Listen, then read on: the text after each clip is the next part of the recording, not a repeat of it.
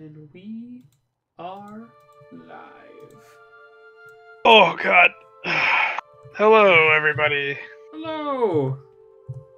And we are back with another episode of our journey. It's been quite some man. time, but gotta do what you gotta do. Yeah. We were gonna record last week, but I was sleepy. So we didn't. Somebody fell asleep. I wonder who. Somebody decided to stay up for 24 hours and then go, it's 9:30. I'm tired. Couldn't be me. Hopefully the sound quality for Chris is a little better. We tinkered with the sound a little bit prior. He sounded clear on my end, but please give us feedback if he is not clear. Yeah. I'm hopefully we've got that figured out, because the last one, there were some people that told me that they could barely hear my voice, and I mean, I'm not whispering, but I'm also not talking super loud, but it doesn't really matter. Alright, so, even though it's going to be in the title of this episode, where are we headed to, Chris? We are making our journey all the way to Light's Hope Chapel in Eastern Plaguelands. Ugh, long walk. Yep. That's the point. Well, good thing you got that lantern, though, because it's going to get spooky. It's gonna get dork. I better have the lantern. It's going to get dork. It's gonna get dork. Alright, let's be on our way. Let us get funky. Funky every day, my guy. Oh, man. So... one of these days, I got to pick up one of these jobs on here. You're never gonna pick up a job. You're a warlock. That's true, the job picks me. This man signs contracts left and right. I'm just a working man. What do you want from me? This man's like, I see. You want me to do something? Sign me up. I see you make your way around the twisting nether, huh? God, it's cold here. It's okay. It's only for a little bit. And then it'll be warm. And then it'll be warm. And then warm. And then sad. I mean, half of Azaroth is sad. I mean, all of Azaroth makes me happy. It's almost like some giant dragon came around and blew up half of Azaroth. Yeah, good times. Good times. So, what's the haps? Well, I mean, we might as well start with the Warcraft Direct that happened last week. Yeah, I unfortunately was working when it happened, so you're gonna have to fill me in on a lot of the stuff. That's all right. We'll talk mostly about just the kind of stuff that, I mean, it all is interesting, but there's only a couple of them that really kind of affect us in a way. But I figure we'll talk about the Direct right away, because then, for those viewers that don't want to sit and wait for the hour and 40-minute mark for us to finally talk about it. Oh, come on, that's YouTube 101, my guy. I mean, it is, but you see, I don't do this for a job, so I don't need people to, sit and wait that long. They want to just hear the juicy stuff. But so it started out, I believe, so they started with Warcraft. They just started touching about Warcraft in general, the first 3 games, and they're like, well, we worked on a bunch of stuff for Warcraft 3 Reforged, and now we're implementing a big patch that fixes a bunch of stuff, and I don't think they necessarily added anything. Oh, we missed our turn. Oops. This guy. This is our guide, by the way. Yeah. Oopsie. But they called it Reforged 2.0 or something like that. But I'm pretty sure the damage is done when it comes to Warcraft 3. Oh yeah, it's never recovering. I know they said that they added some other updated textures and stuff like that. They brought in the community created content. I don't necessarily think that they're not going to lay claim to it, because they definitely can't afford another Dota. No. But they did they did remaster Warcraft 1 and Warcraft 2. All they did was just update the visuals. That's the only things that they've done. Right. It was a remaster, not a reforge. Yes, exactly. And they also re-released the battle chest, so you can buy all 3 Warcraft games, which is pretty neat. Yeah, so I thought that was kind of cool. I mean, it doesn't really apply to me because I really only played Warcraft 3. I never played 1 or 2. Just kind of learned the lore as time went on from the beginnings and the happenings. Mm-hmm. And for me, like, yeah, Warcraft 3 Reforged was like a letdown to a lot of the community, and that's, I get it, I really do, but I bought the game, and it still looks good for what it is. It's not like I paid like $60 for it, so it's just kind of like, since I didn't already have Warcraft 3 since way back in the day, it was just nice to have it again and have some updated models to play the game too. But yeah, I think it just came from like I think fans just wanted more, especially with like, they had a higher opportunity to like really push for cutscenes, and they were just like, nah, we're not going to do that. Oh yeah, I mean, that's the thing, is the community has every right to be mad when it first launched and all that, because there was a ton missing from what they promised. So, like, I'm not saying none of that is justified, because it all is. I'm just saying, like, me personally, really not that bummed about it, because it's not a game that I like. Like, realistically, I bought the game because I wanted the meat wagon mount. Like, if I'm being 100% honest, I just wanted the mount, but I also enjoyed Warcraft 3 back in the day, so it's like, it was a win-win. I didn't lose. Right. I mean, like, and the mount is really cool. The mount is funny. Yeah, definitely digging the mount. After that, I believe, is they touched on Hearthstone. And that Hearthstone honestly had all the W's. It had the most wins when it came to news, and the big one was the next mini pack that's coming out for this. Oh God, what is the current expansion called? Like, something into the space. Yeah, like in the deepest, darkest depths or whatever. Yeah, I like something into the space. So, whatever that expansion is, they're doing the Heroes of StarCraft, and then they're adding in a ton of StarCraft cards and hero cards. And it's like, that's something that should have been done years ago. Yeah, I mean, have you seen the trailer for it? I have. Oh, it's exciting. I'm so ready for it. Like, I will be spending $35 to get this mini set. I too will be doing that. And I've never bought a mini set ever, so this is gonna be a first time for me. I hope the Blizzard will be gentle. Truth be told, you might actually, if you have enough gold saved up, you could probably buy it with the gold. Oh, me save gold? I just used all of it the other day for packs. Look at this guy. Doesn't spend the money on packs. No, I spend the gold on it. I had 400 gold, and I said, I want packs because I lost a match. That's fair. I think right now, I'm sitting at like maybe 1,900 gold. I'll never get there. I don't play the game enough other than to just screw around with our stupid decks that we play. It's just saved up from like 4 different battle passes worth. Yeah. Well, so they got the StarCraft thing going on, which is awesome. I love that.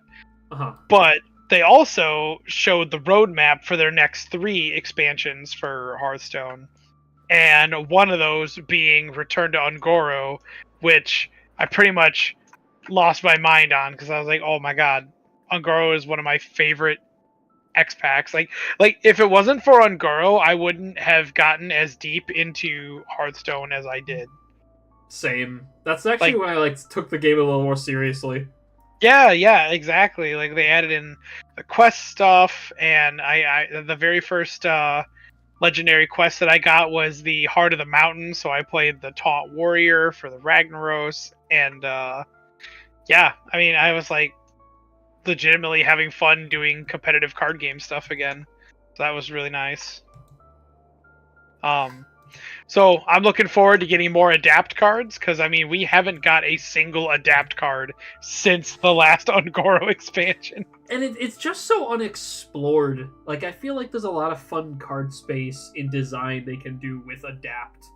Oh, I agree. I mean, like this current expansion, this Something into Space, they added they brought back like Spellburst. Like that hasn't been a thing since Skullomance, right? Yeah, so it's funny you mentioned that, because I'm really glad that Blizzard kind of went back on their word from previous talkings about expansions, where they're like, we only want to use like a keyword per expansion, and then we never want to go back to it. I'm glad they said, yeah, we should probably do that. We don't want to have the Magic the Gathering trap again. Well, yeah, exactly, because we were starting to just start stacking keywords, and it makes it so that there's just like, yeah, you can have an abundance of decks depending on what your keyword is, but when it comes to the standard layout, I mean, you're really only able to play whatever the current expansion's keyword is. That's going to be the meta. So well, I think it also has a lot to do with the fact of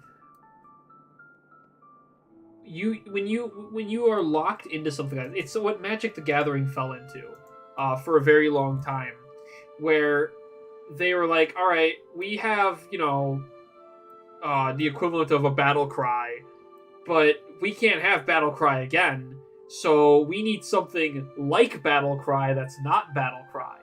And then you have like 13 cards or 13 keywords that all do similar things, but it's not the same thing, Yeah, that's that kind of reminds me of like when Warhammer went from 7th edition to all the editions we have now, where instead of just saying Deep Strike, they all have a crazy stupid name for it, but it's just Deep Strike. It's so annoying. I really want that, because it's something that bothers me in Sigmar too. It's just like, these are the exact same rules, or so similar that they should be the same. We should just give them a universal name here. Yeah, Universal Special Rules did have like there was a good place for them, and that would be one of them. Absolutely. But go on, Hearthstone. That's the topic right now. Right. No, yeah, and like, I thought to think back to like when Ungoro came out. I think I dismantled the deck, but I kept the spirit because I'm a absolute loser. I climbed ladder so much with Quest Murloc. Oh yeah. I love aggro, especially during that time, and I was playing the Adapt Murloc Dinosaur, the I think it's a 4-drop, that adapts all the Murlocs on your field, and sometimes you just get +3 attack and swing for game on turn 4. Yeah, I mean, who doesn't love to go Unga Bunga every once in a while? That's my thing. And I think with a revisit to Ungoro, we can kind of look back at some of the meme, like the more meme quests, like Kaleidosaur, the Warlock quest. Maybe we can tone down some of the other quests, like the Priest quest, which was a little too good. Oh god, the Rogue quest. Oh no. Oh yeah, what is that called? Like the Caverns Below or something like that? Something like that, but god, that broke the game. Yeah, it wasn't fun. Most of the time, fighting against Rogue and Shaman is not fun. Rogue's a problem. Here's why. Yeah. So yeah, those were kind of the big the big wins that we got from Hearthstone. They also talked about the other 2 expansions. I don't remember what they were, to be honest, because they just weren't as cool as going back to Ungoro. It's a Goro, man. Yeah, I think one of them was like a void one, and then another one was like a spooky, scary. No, it was like fiery sun or something like that, like a Summerfest. But interesting. Yeah, I think that's what it was. Don't quote me on that. Yo, Chris, you remember my playlist? No. we just got finished playing up a couple games of Hearthstone, so we played a lot of Hearthstone before we did this. We had to amp it up, Oh, absolutely. So after our Hearthstone, then they brought up Warcraft Rumble, which I'm not going to spend a lot of time on because it's an app game, Right. It's meant to just generate money. Yeah, pretty much. I mean, don't get me wrong. When it first came out on BlizzCon, that same night that BlizzCon ended, I was like, okay, I will try it out because I can't just be like, oh, game bad and never play the game, because that's what 50% of reviewers do, and I think that's dishonest or disingenuous.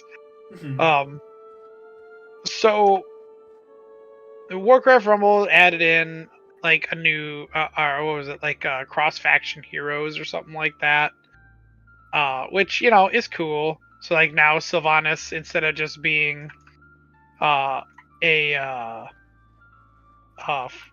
Scourge, but like the Forsaken or Undead faction leader, she could also be a Horde leader because she was War Chief at one point. She was. They added in a couple of characters like that, like Ogrim Doomhammer. Good. I can't really speak much for the game just because it's if you've ever played Clash Royale, it's just Clash Royale with Warcraft characters. Yeah. I never actually got a chance to play it. I took like one look at it and I was like, yeah, this isn't for me. Yeah, like it was a nice little, like, I'm sitting on the couch just waiting for a show to start, or I just got home from work and I don't really want to turn my computer on. It wasn't a bad game. Like I did end up, spending a lot of time playing. I never put any money into the game, but I did make 2 relatively like beefed out factions to go and do like the boss fights and stuff. So I mean, it is what it is. I might use it as like a putz around kind of game, because the big announcement for it at the end of all of the reveals was that it's now going to be playable on PC. So you'll be able to play Warcraft Rumble on your Battle.net app. And I like that. I like that, at least giving us an option like that. Yeah, and I think that's what a lot of people were actually hoping for when they first announced it. They were like, when are we going to be able to play this on PC? Well, because it's because they constantly have that little like bar on it. If you go on the Battle.net app and it has that little icon, it's like, oh, there's Rumble. Download it on your phone. Yeah, exactly. It's just like, hey, here's that thing that you can't play on here. So I think that'll be nice, and it should be interesting to see how it plays on the computer compared to the phone. Who knows? Maybe it'll be more enjoyable, and maybe I'll end up playing it more. But I won't. I mean, it could be. It's like playing Hearthstone phone versus PC. I hate playing on the phone. Oh yeah, I know. It is the worst. I do it out of convenience and necessity to get my Hearthstone fix, but it just nothing compares to playing Hearthstone on the computer. I think that's kind of why Pokemon Pocket has been doing so well, if you've been hearing about that. What's that? So it's a like micro version of the Pokemon TCG that came out. Oh yeah, I keep seeing advertisements for that. Is that supposed to be like Duel Links but Pokemon cards? Kinda, yeah. It's meant. The purpose of it, I kid you not, is just to virtually open packs, but it does have a battle system for the Pokemon TCG that plays relatively the same, but also a little different. Okay. kind of like Duel Links. Yeah. And it's been exploding, dude. Yeah. That doesn't surprise me. I mean, it's a big franchise like Pokemon, and then you bring in the aspect of opening card packs and potentially getting rare stuff.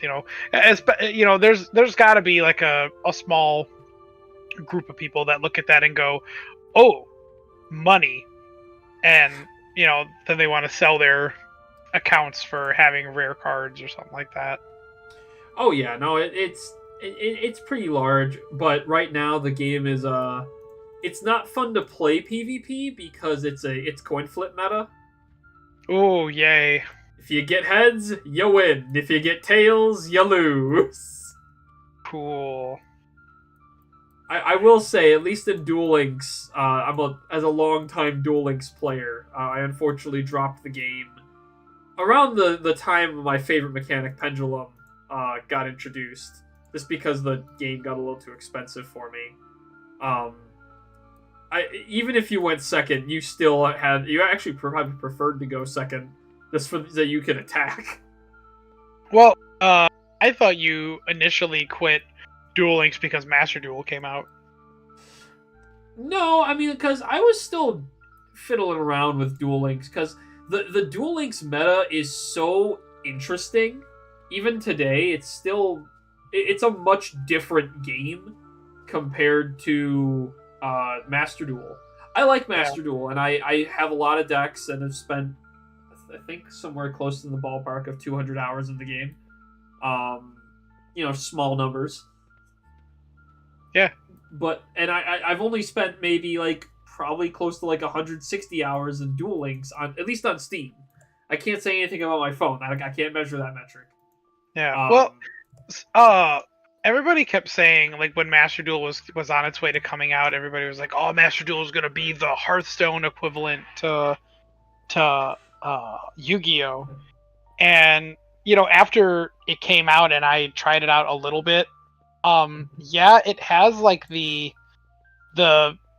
the look of what a Hearthstone kind of game would be, but I mean, honestly, it's the same, as any other virtual card game, but not like Hearthstone. I would say that Duel Links is more like Hearthstone, because Hearthstone, is a card game, but it's also got a ton of character and an identity and story behind. It's very story driven for a card game, which is weird, but I'm not knocking it. Duel Links feels that way, at least from what I've seen you play and what I've seen in little clips online, is that it's very much more narrative than just a card game simulator, which is what Master Duel is. Well, I think what people... So, I'll jump off a few of the points you had made. People had said that Master Duel was the Hearthstone for Yu-Gi-Oh! Because all we had was Duel Links, and Duel Links isn't 100% the Yu-Gi-Oh! TCG. Yep. It's not. Duel Links isn't super flashy. It didn't have it had the 3D animations for some of the cards, but if you playing Master Duel, the game is, while it plays these animations similar to Hearthstone, it's snappy. Everything just happens and it feels natural. I can tell what a board state and what is happening within that board state through the animations that play. But you are right, it is not narrative in the slightest, and the peak of your personality as your quote-unquote hero would be the mate you bring along, which there's some fun mates, but it's also what if you just choose the soccer ball, Yeah, I mean, most players are probably going to pick the maid dragon girl because they're Yu-Gi-Oh! Players. Yeah. and the sad thing is Dragon Maid is such a interesting and easy to learn deck that new players would love to play it. The entire deck is fusion summon a big dragon that swaps between its human and dragon form every battle phase, and reborn giant dragons from the graveyard that swap in between their human and dragon forms. It's a cool concept for a deck, but it's also just absolute weeb pill. Oh yeah, it is. It's a pander deck for sure. It is a pander deck. It did it's funny in the OCG, which is the overseas the original card game in Japan. That deck has been like rogue forever. It's been like in the top of decks, but not in the top of decks for like 2 decades. Holy moly! And it's not because it's like good. It's just I don't think people have the heart to kill it. I don't know. Well, I mean, they don't want to watch their waifus die. That's true. But to keep bouncing off what you said about Duel Links, there's a lot more personalization. One, because of your character and the fact that you can make the character talk if you so choose. There's little taunts you can have like in Hearthstone. The fact that characters have skills, which reminds me of like the hero powers in Hearthstone. I can see why like you would think that Duel Links is more equivalent to Hearthstone than Master Duel is. Yeah, I mean it definitely just has more of the same spirit that Hearthstone does, and I think that's why, you know, I probably wouldn't play either one of those games. The Yu-Gi-Oh ones, obviously, if we were just playing Hearthstone, but right. And it's you know, that's the thing is like I like Yu-Gi-Oh. I haven't played in a long time, like I don't want to say would it have been 10 years? It's probably been about 10 years, dude. You didn't really, because Links have been out for quite some time. Yeah, like I pretty much stopped collecting cards when Pendulums came out. Yeah, so it was a long time ago. A lot of people dropped the game then. Yeah, but you know, it doesn't mean that I don't like playing with the cards that I have now. Totally. You know, like I've got plenty of decks with old as dirt cards that, you know, if I win, I win. If I lose, I lose. It is what it is. I remember when I came up and you decided to play against my Dino deck. The look you gave me while I was going through my combo. Yeah, it's the look that most veteran players give to the newer decks. You looked at your wrist like a watch, like, he's still going, huh? Mm-hmm. Yep, I remember that. In reality, I really didn't do anything until like the last few turns, but it requires so much setup. Got time for that. You summon, you set, you move on. I mean, I do enjoy a little summon set move on in my days. That's why I play Edison format. Yeah. But yeah, I mean, it's just like any of the other card games that we have. You know, like the greatest card game of all time, Chaotic. You know, we've always got our Chaotic cards anytime we want to play that. Always got Chaotic cards. We always have the WoW TCG. Yeah, true. WoW Eventually, we'll have to go through those the bulk of cards that I got. And we can amp up our decks for the raids. That would be nice. Yeah, we'll like WoW TCG and Chaotic will always live on in our house. Absolutely. I like the Pokemon TCG, but I don't like what the game is. The power creep. People want to talk about Yu-Gi-Oh's power creep. Pokemon's power creep is absolutely ridiculous. Oh yeah, Pokemon's power creep is like Hearthstone's power creep. Like, it is absolutely insane. And I enjoyed this like alt format that fans have made. When I do get to play, I only have one deck for it. I don't invest a lot into it. I don't know if I talked to you about Gym Leader format. Isn't that like the monotype something or something? Yeah, like that? it's monotype Highlander, and it's a lot more fun because there's no EX, there's no megas. It's just play the Pokemon. You think you could play Commander Pokemon? I mean, you think that's possible? Yeah, absolutely. I think you'd have to like. God, that's the thing. I have been enjoying Commander. I am not the biggest Magic the Gathering fan. I'm not gonna go over here and sing its praises because Wizards of the Coast are a bunch of scumbags and I hate their business practices. That's true. They did ruin Dungeons and Dragons. I mean, yeah, but holy crap, is Commander a lot of fun when it's more than just 1v1? When you play like a 4-person Commander game and you're all playing some like weird quirky deck, my deck for Commander is a vanilla deck. Your Commander buffs your vanilla creatures. It's mono green. I summon a bunch of no ability creatures, including one that's like a 6-cost 10/10. That's just a big dinosaur. Nice, nice. And then I can buff him and make him immune to spells, and my opponent's like, what do I do against this? I don't know what that dinosaur's name is, but you should just call him Barnabas the Stomper for fun. I probably should call him Barnabas the Stomper. I mean, who cares? People don't care about proxies. I'll change the name.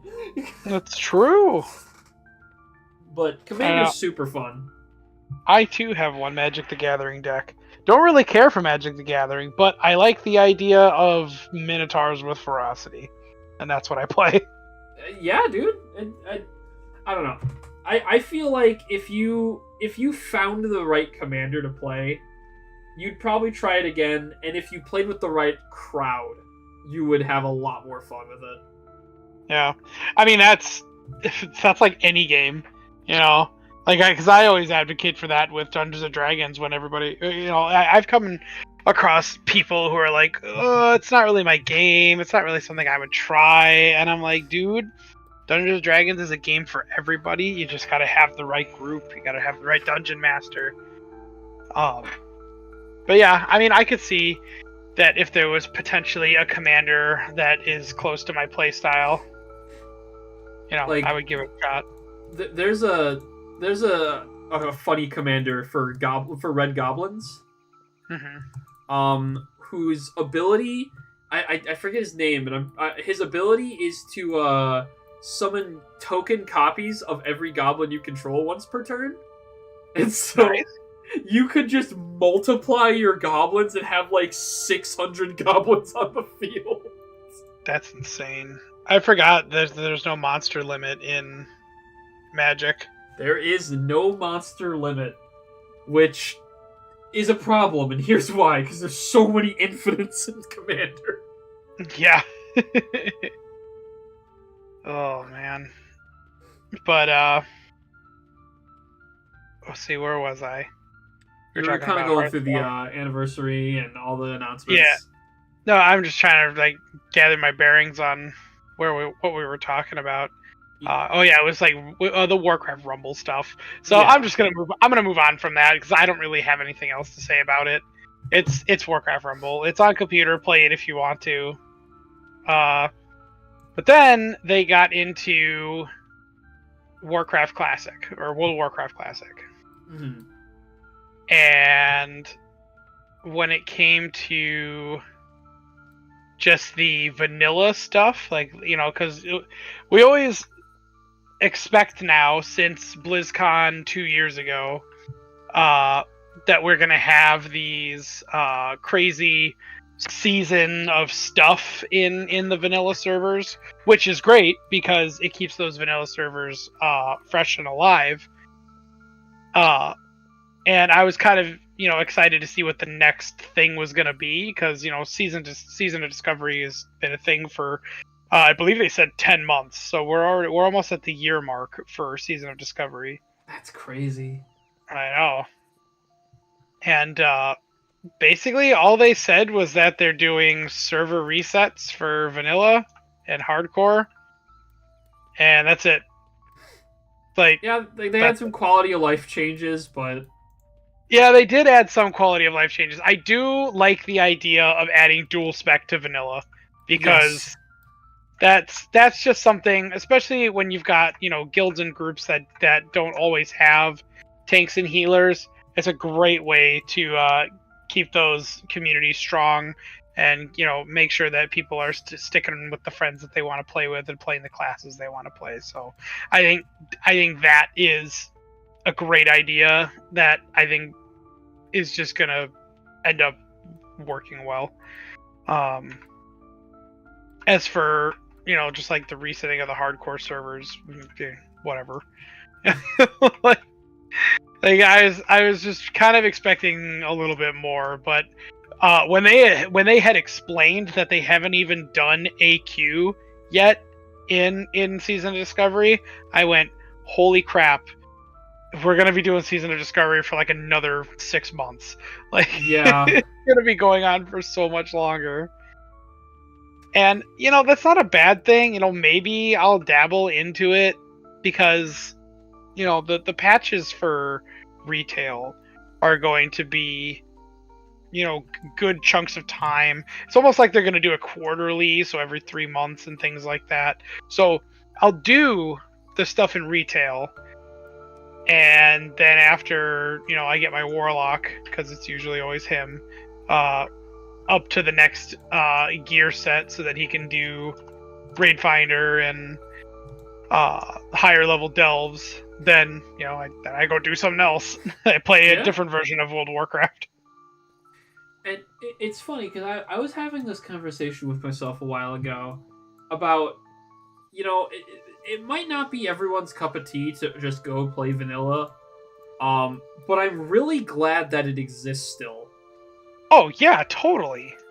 Like, barring Season of Discovery, barring hardcore, I'm really glad that just vanilla WoW just exists as its own thing. They didn't replace it with the Kata or the Wrath or the BC. They said, nah, you can play Classic whenever you want. Yeah, and I think it should be that way, because that's what Blizzard has done. Whether people want to agree with it or not, I know this might be a controversial statement, but Blizzard has been making good decisions throughout WoW's life to keep it relevant in the modern day. And, some of those decisions took a long time to make, to be good decisions, because, we're talking like, to bring those classic servers out, it took them like 20 years. Well, that wasn't actually 20 years, but you know what I mean.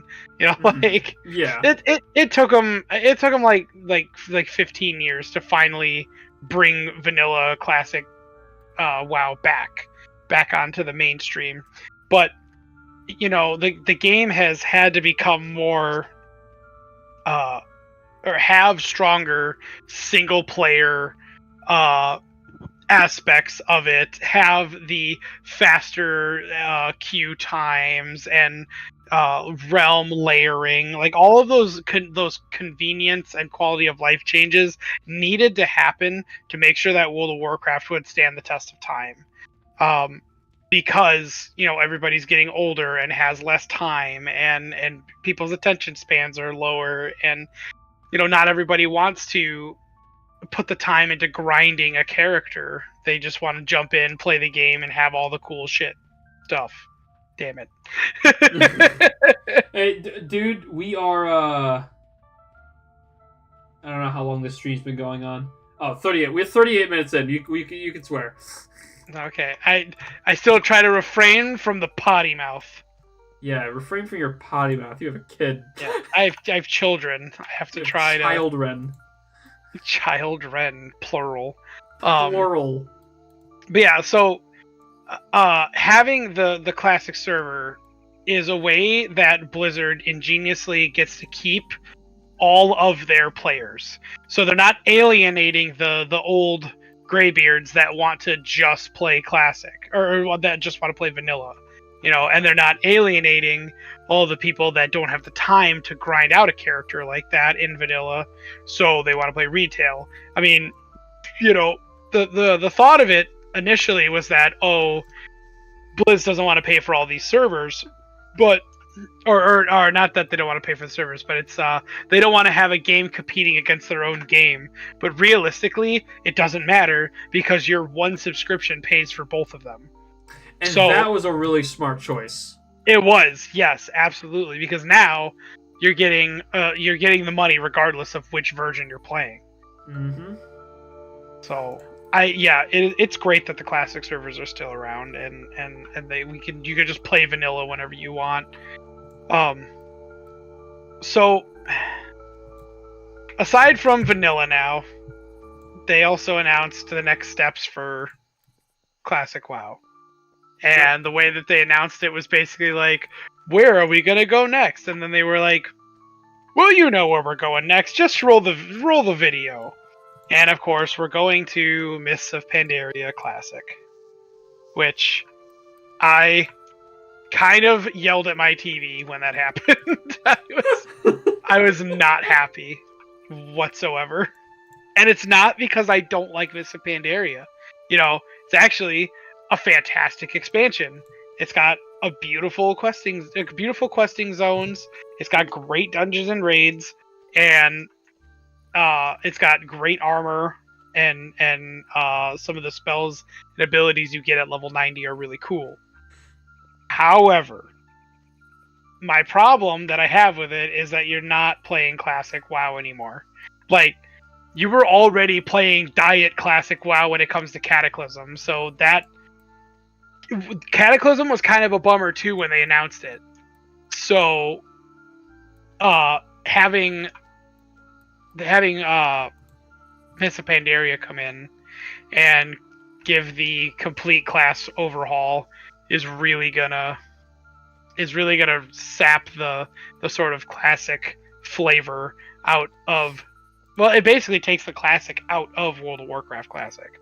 Mm-hmm. I don't know if you would like to. I get where you're going. I get where you're coming from. I really do, and I don't necessarily disagree with you in a lot of your points. However, I see this more as an opportunity for classic players who have conquered Cataclysm already, because it's something within like trading card games that I've been like learning about. When you look at past formats in something like Yu-Gi-Oh, rarely are the top decks of that era the best decks you could be playing. So the way I look at it, I don't disagree with you. It doesn't feel like Classic. It has a lot of the overhaul in the game. The talent system rework itself is going to be something that's going to be a hard pill to swallow. But I do like the idea that with something like this, we kind of get the opportunity to re-break the game, if that makes any sense. No. Just you get another chance to look at the game as it was and see if what was good was actually good, or if it was, just us at the time. I mean, Mists of Pandaria did come out a long time ago, and I mean, some people started with that expansion, which blows my mind. Yeah, my wife. Oh god, really? Yeah. Oh man, she's gonna have a ball. Yeah. I think other than Pandaria being a beautiful zone, I wonder if that's why it's her favorite zone, because it's so nostalgic to her, because it's what she started with. Which that would make sense. Yeah. I don't blame her. So, I'll sort of finish my thought here, and then I'll let you continue.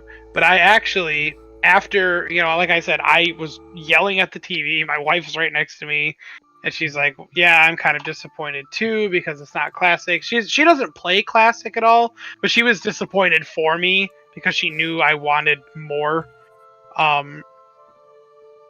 But after sitting on it for a couple of days after the initial moment, I actually started playing my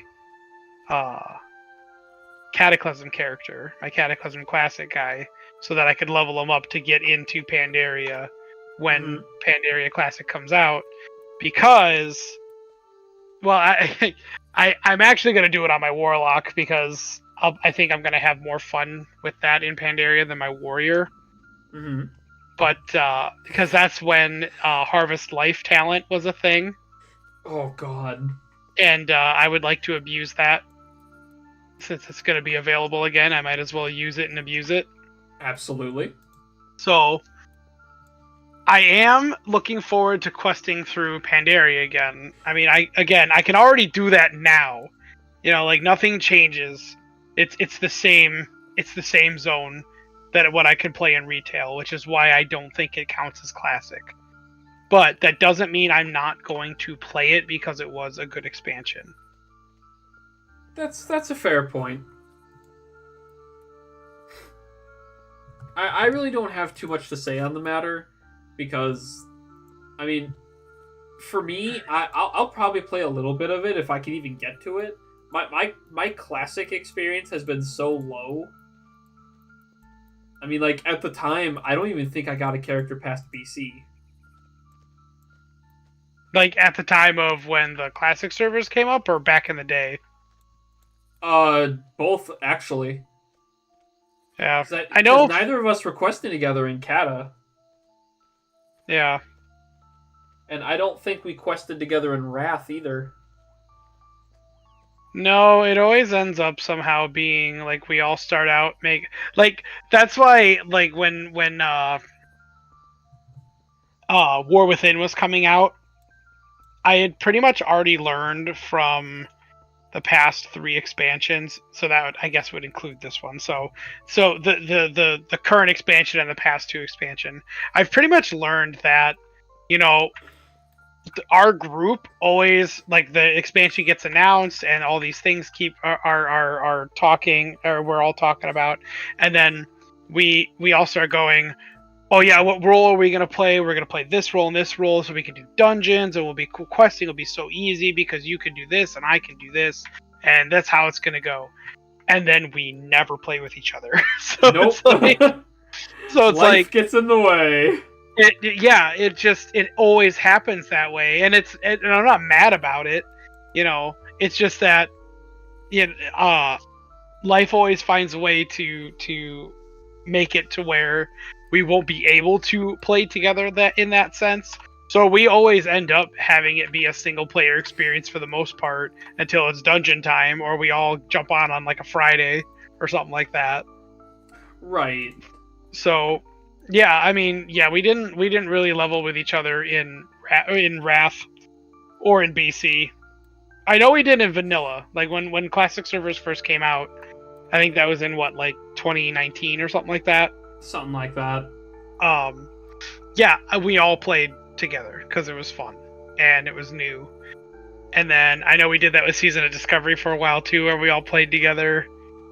But yeah, as like BC and Wrath came out, there was a lot less playing together, and I think I was actually the only one that got a level 80 once Wrath came out. I think so too. You were grinding that. You were having a lot of fun with Wrath. Yeah, well, I love Wrath. It's my favorite expansion. So I mean, and it was also when Warrior was first gotten Titan's Grip. So it's really hard to turn that down. That's fair. So, yeah, I mean, I'm playing Classic now. I think I got my Warrior to 83? 82 or 83, something like that. I'm not even out of Vajir yet. Oh, so geez. It's going to be... Yeah, I know. So either the XP is going to drop real fast once I get to the other 2 zones that I can go to. Because I think after Vajir, I can either choose to go to... oh boy, what's it called? It's not called the Stone Core because that's the dungeon, but you know what I'm talking about. The Maelstrom? Yeah, inside the Maelstrom, Deepholm. That's what it's called. Deepholm, that's what it's called. We got it. We Yeah. got there eventually. Well, I can either go to Deepholm, or I feel like there's another one I can go to, and then the last one is like Twilight Highlands, which is a great zone. Or something else. I don't remember the Kata zones very well. It's been a while for me, but I know that's kind of on the plate right now. And I'm also, like LFGing in the questing downtime when I'm waiting for the queue to pop. So XP is really just been like skyrocketing. Yeah, it's being spoon fed to you like, oh, you want some XP? Yeah, which, you know, I'm not going to complain because then that means I can get my 85 sooner and then be done with Classic until Panda comes out. Oh, God, it's raining. Yay. But, I think I might end up having to boost my Warlock because I don't know if I'm going to want to do the 60, because he's only level 60 right now. Ooh. I think. Yeah, he's only level 60 right now. So if they have a boost, I'm probably going to do that. They usually have a boost. Yeah, because then I can just boost the Warlock, and then... I'm sure it's probably a level 80 boost because, you know, they want you to play through the Kata content. I don't know. Well, at least when Mists of Pandaria comes out, I know there will be a 90 boost. They'll probably have an 85 boost. Oh yeah, 85, not 90. Yeah, 85. Yeah. So I'll probably end up just doing that, because that way I can play my Warlock and not have to put the time into it, because I already don't have enough time to put into it to begin with. Yeah, that's fair. But yeah, so I'm not 100% against Pandaria Classic anymore. I just wish they wouldn't call it Classic, because it's not that at all.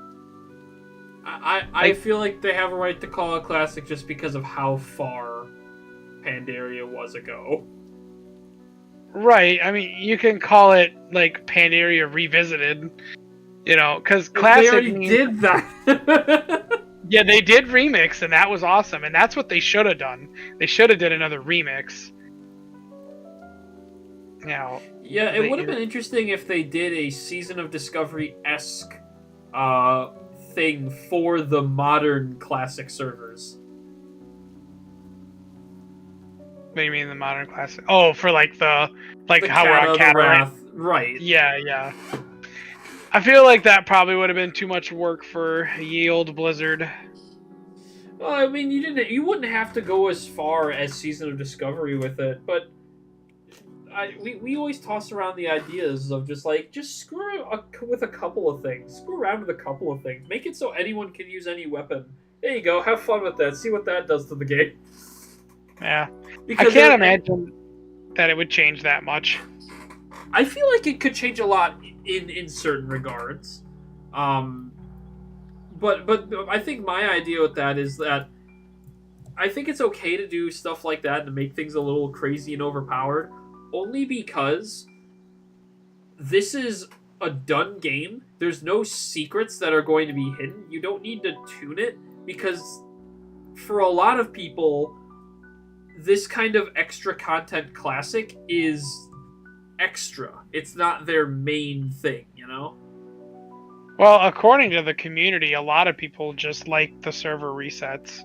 You know, like they don't want vanilla touched at all. They just want to get a level 60, grind out a bunch of gear and stuff, and then have it all get erased and then do it all over again. Well, and that's something totally valid, because RuneScape does that. RuneScape does server resets? So, yeah, what RuneScape does, and they didn't do a full reset, they just added fresh servers for World of Warcraft. But RuneScape actually has seasonal race modes that happen throughout.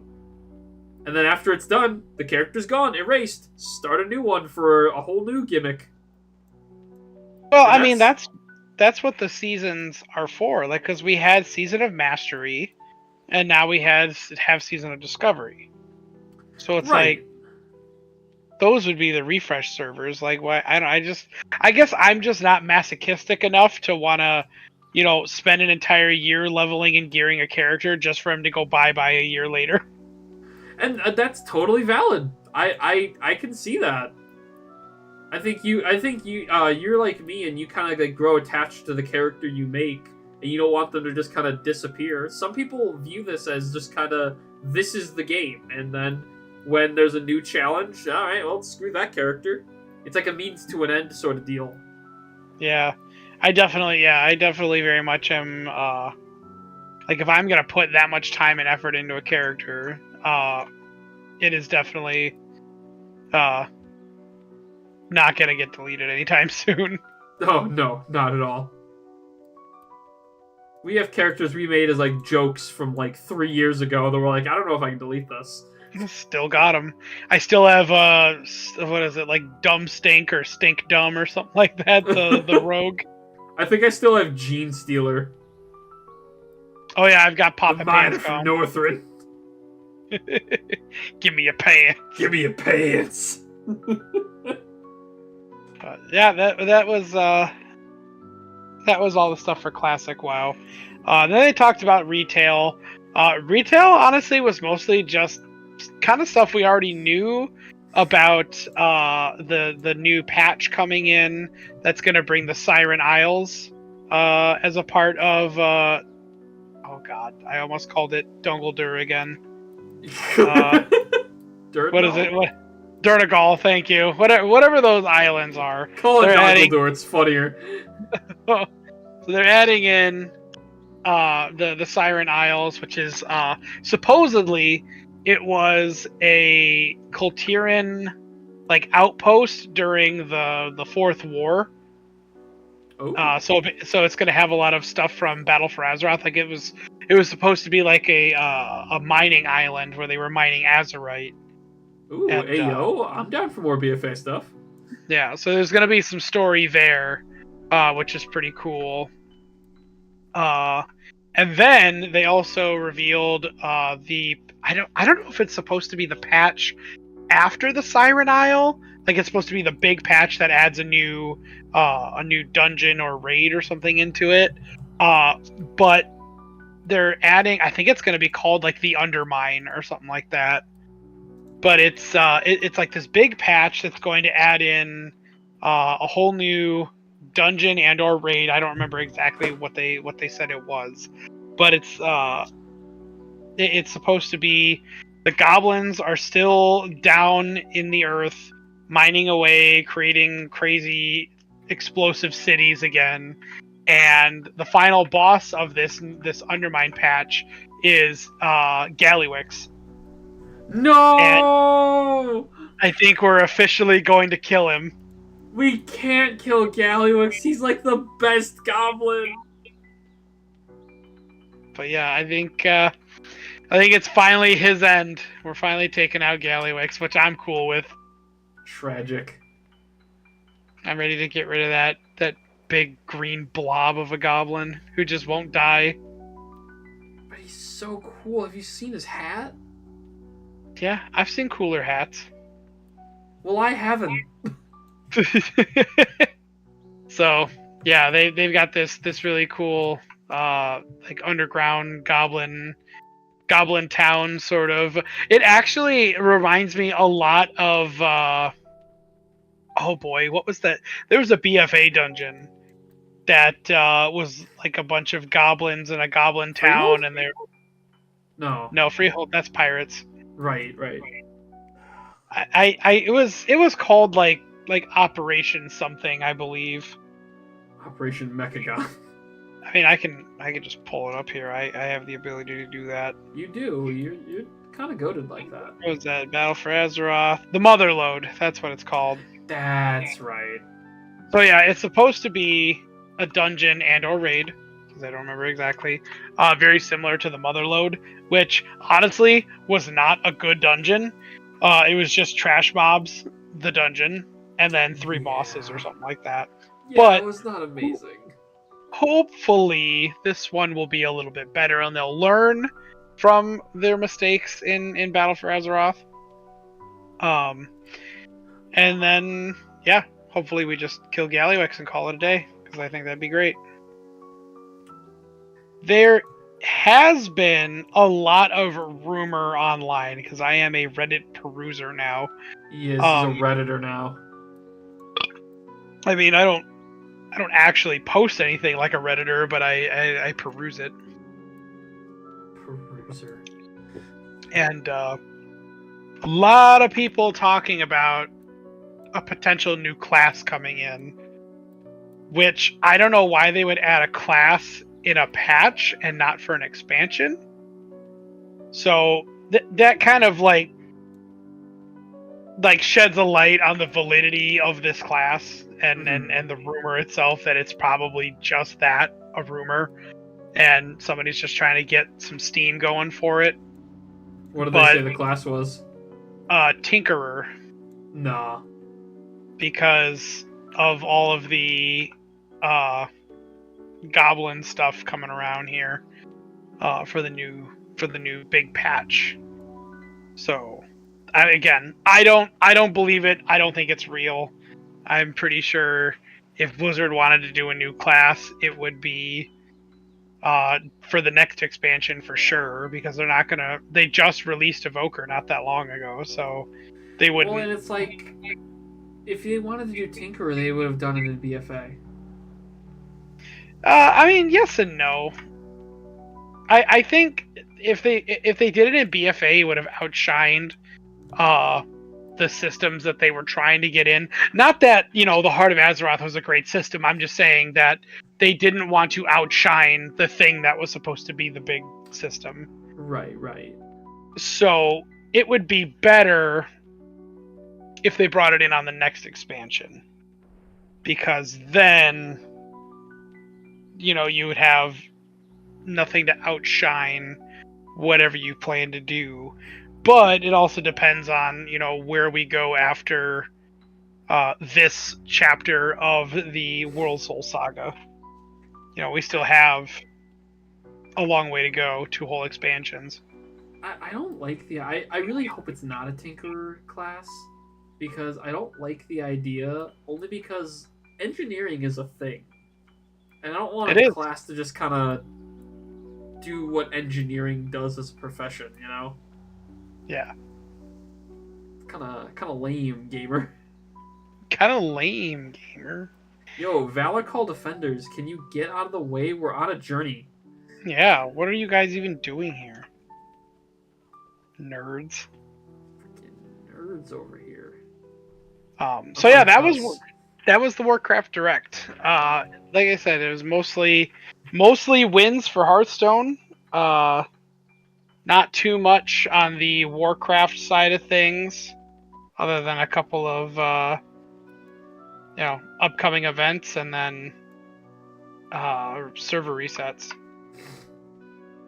So overall, positive W? I mean, yeah, it wasn't bad. Oh, I guess I did forget to mention in retail, the very last thing that they hinted at, or not hinted, but basically told the world, was that player housing will be coming in soon. Yeah, long time coming for that one. Yeah. And they left that part, it was just a quick little 8-minute segment, but they let Ian Hassakostas do it, and he nailed it, man. He did such a good job, because I think when that came up, everything that happened for World of Warcraft was forgiven.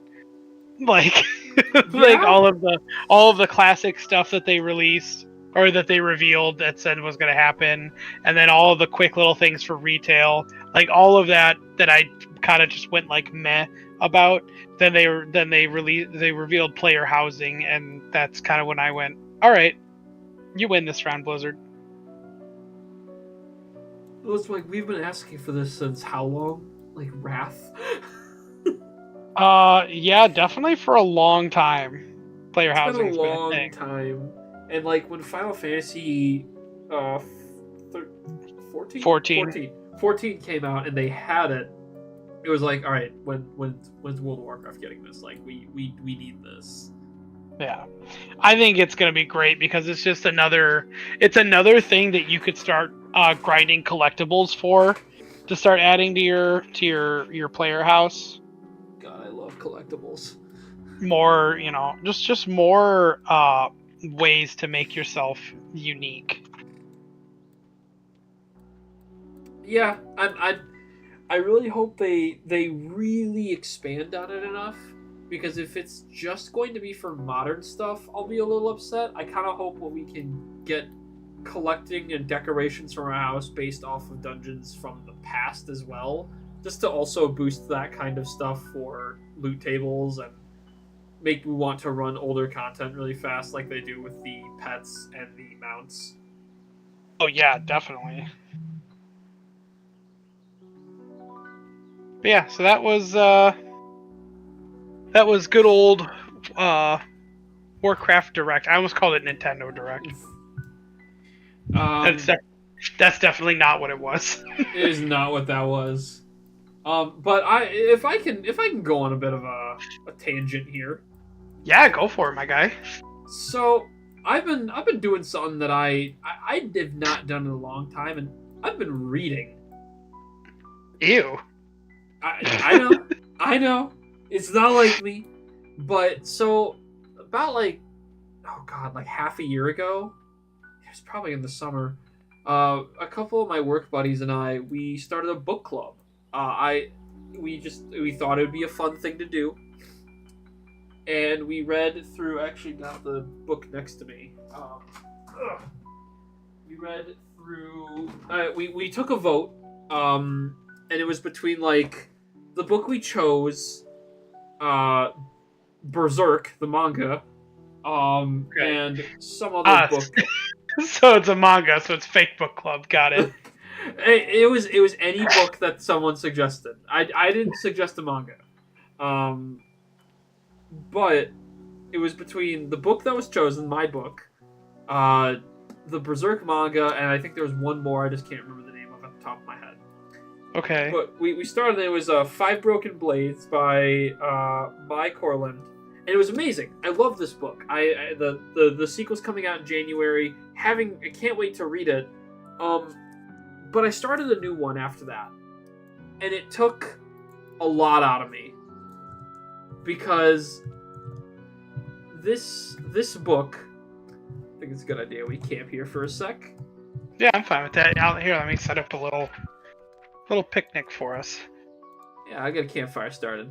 Here, no, wait, set it off on the. Okay. Do it on the road. Impede some we're people. good. What do they need? Exactly. But we started a new book. I don't know if you're familiar with the author Brandon Sanderson. No, never heard of him. So he's a fantasy book writer, and my boss said you should read this book called Mistborn: The Final Empire. It's a long series of books, but he's like, just read this first one and tell me what you think of it. And I started reading it, and I was like, I don't know what it is about this book. Maybe it's because I loved that Five Broken Blades book so much, and the fact that this isn't it really upset me, or like it didn't have the same tone or pace, and I couldn't get into it. And that was like, it's like a 34 chapters book. It's a thick book, but yeah. I was like, I just can't get into this. Like, nothing's interested me. But my boss was like, no. Keep pushing. Just keep pushing through. You need to get past the world building aspect of it. It's 13 chapters of world building. Holy crap. It is so much. But I will say, it's a 3-parter. I just finished part 2. And I will say this. Now that the plot has moved, everything has become so much more interesting.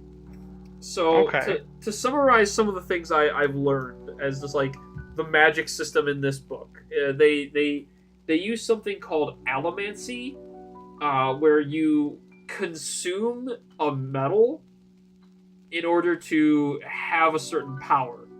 The people who can do this with only one type of power are called mistings, and the people that can do it with multiple types of metals are called mistborn.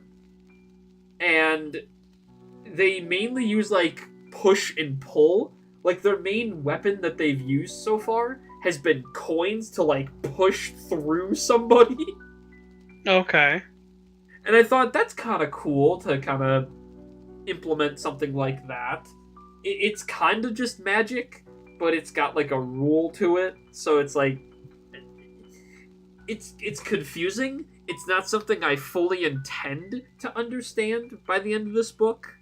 Even though it does have a definitive end to this book. But thank goodness something happened, because I was ready to just put down the book and say, I'm done. I'm not reading this. This is not a good book. But again, once the plot moved, by like chapter 14, when things start happening and characters start being characters and talk and interact, and my god, it's an actual book now. Yeah, it's amazing what happens when you actually do what normal stories are supposed to do. Well, and it's funny because I also, before book club, I tried going through the Lord of the Rings books, and they're great books. They really are, but it's the same problem I have with Mistborn, in that going through the Fellowship of the Ring in its entirety, it takes forever for something to happen. Well, yeah. And that's because Tolkien wanted to build a world and have all these things established as if it is natural, and that's wonderful and awesome. But I kind of need the plot to move along now. I mean, the guy had to write, a whole separate book just for extra lore. Like, he had the Lord of the Rings trilogy, and then he had the Hobbit stuff for everything before the Lord of the Rings, and then he has the Similarium for all the stuff that happened thousands of years before the Hobbit. Like, and kudos to him, but it is a hard read, at least for me, nowadays, to get through like some of the Lord of the Rings books. And I'm 100% sure, once the plot really kicks in, I'm gonna be riding along. It's gonna feel amazing, and I'm gonna be like, I remember that from the movies, and this is so different in the book. Kind of like The Hobbit was. I was surprised at how different The Hobbit was compared to the movies.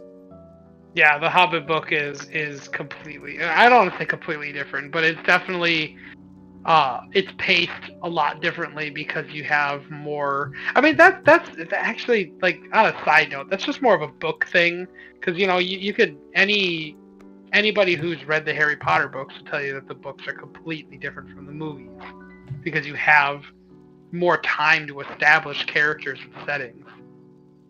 Totally, absolutely. But yeah, I thought I'd share a little bit. I'm almost done with the book. I am cheating a little bit in that I mainly go through the audiobook instead of reading the physical. I have the physical because I sometimes just like to read along with it. However, yeah. I figured out the reason why also I was having such a tough time getting through this book, and that's Audible. The narrator for Audible is so bad. He is the most monotone Englishman reading this book. Yeah, that's usually like a hit or miss when it comes to Audible. Like, I there's books that come out, or there's ones that I find, and I'll listen to the sample, because if I don't like who's reading it, I'm not gonna get it. Exactly. And it sucks because sometimes it's like a book where I go, oh wow, this sounds really cool. However, I have found an alternative that makes this so much more interesting. You hire a Dami Mommy to read for you. How did you know? No, I don't know if you're familiar with graphic audio. No. It is another book reading service. However, they treat it so much more differently in the fact that they act it out as a play with a cast. They'll have a narrator who goes through stuff, but they'll have different people play the different characters, and the tagline of graphic audio is "movies in your mind." It almost sounds like a play, and they'll have background noise, and it makes everything come so much more to life. Yeah, I know what that is. I didn't know that it actually had like an actual term. But the Dooku Lost book that I got, or Dooku Jedi Lost, that one was completely like a full cast of characters, background music, and a narrator. So yeah, that was amazing. They actually had the voice actress that played Asaz Ventress be Ventress in that book. That's so cool. But that having that going through Mistborn, now I'm like, I listen to it while I'm at work. I'm sitting there like lost in space, listening to all the crap that's happening, going, oh my god, this is crazy. I'm so invested right now. Yeah, that's pretty cool. Yeah, thank God I had that. I did have to shill out a pretty penny for it, because Mistborn is split up into 3 different books. I did finish part 1 of it, Yeah. but I had to buy the other 2, and it was like $32. Nice. But I have them through the app now, and it's kind of interesting that you can actually, if you pay a little extra money in graphic audio, they'll actually send you the MP3, so you don't have to listen to it through the app, which is a nice touch. I appreciate that. Yeah, that's pretty baller. I didn't do that, but I appreciate it. Yeah, I mean, just having the option is nice. Yeah, and like I hopefully I can just spend like an extra $2, and then I could just download it since I technically bought it through the app already. I hope that's the case, but we'll see. That would be nice. Oh, That would be a convenient option. be a very convenient option. I don't know. I've tried to read a lot more, and I did on Audible, my last purchase. I did get Horus Rising. I'm trying to very slowly go through the Horus Heresy. Have fun with that. Nice 153 book series. Yes, sir. Oh, that's funny. Yeah. I think the last Audible book that I got was Journey to the West. But that's like 100 chapters, so I was pretty burnt out by the end of it. That's fair. Yeah, the 100 chapters is a little bit more than I know, you know? Yeah. You ready to get back on our journey? Yeah. Now that we're legs are nice and relaxed, we can go ahead and keep going. Yeah. Let's do it. So, there was one thing I wanted to mention too. So, remember those couple of songs I sent you that were from that audio only like stage play called Epic? Yeah, I've been listening to that a lot. Have you looked into anything more deep into what all that is? Not entirely on what it is. I've listened to a couple of them, like a couple of the albums. Yeah. But so, I mean, I'm trying to I piece together what I can about the plot. Okay. So I can actually just give you what the entire plot is. So the what would you call it? The musical is just the Odyssey. So it's the entire story of Odysseus's Odyssey. Well, that makes a lot more sense. Yeah. And that just made it so much cooler because there's a couple of other songs like later in the other chapters or in the other sagas, if you will, where it's like him fighting the Cyclops, and then there's like the one with the sirens and the beeswax, and then there's the one where he talks with the prophet, and so it's just this whole. It's awesome. I love every bit of it. I think for me, just because of how like YouTube Music lays it out, I don't know where to start and end with it. Well, maybe I know where to start, but I don't know like what's the latest or what's the earliest album. So I don't know if I'm even listening to them in the correct order. I mean, I could send you the playlist. Yeah, send me the playlist once this is done, so I can kind of just keep that to the side for me because I do enjoy them. They're very interesting. Yeah, and then it's a fun way to read the Odyssey instead of having to actually read the Odyssey. Exactly. We love alternate learning methods. Yeah. It is fantabulous.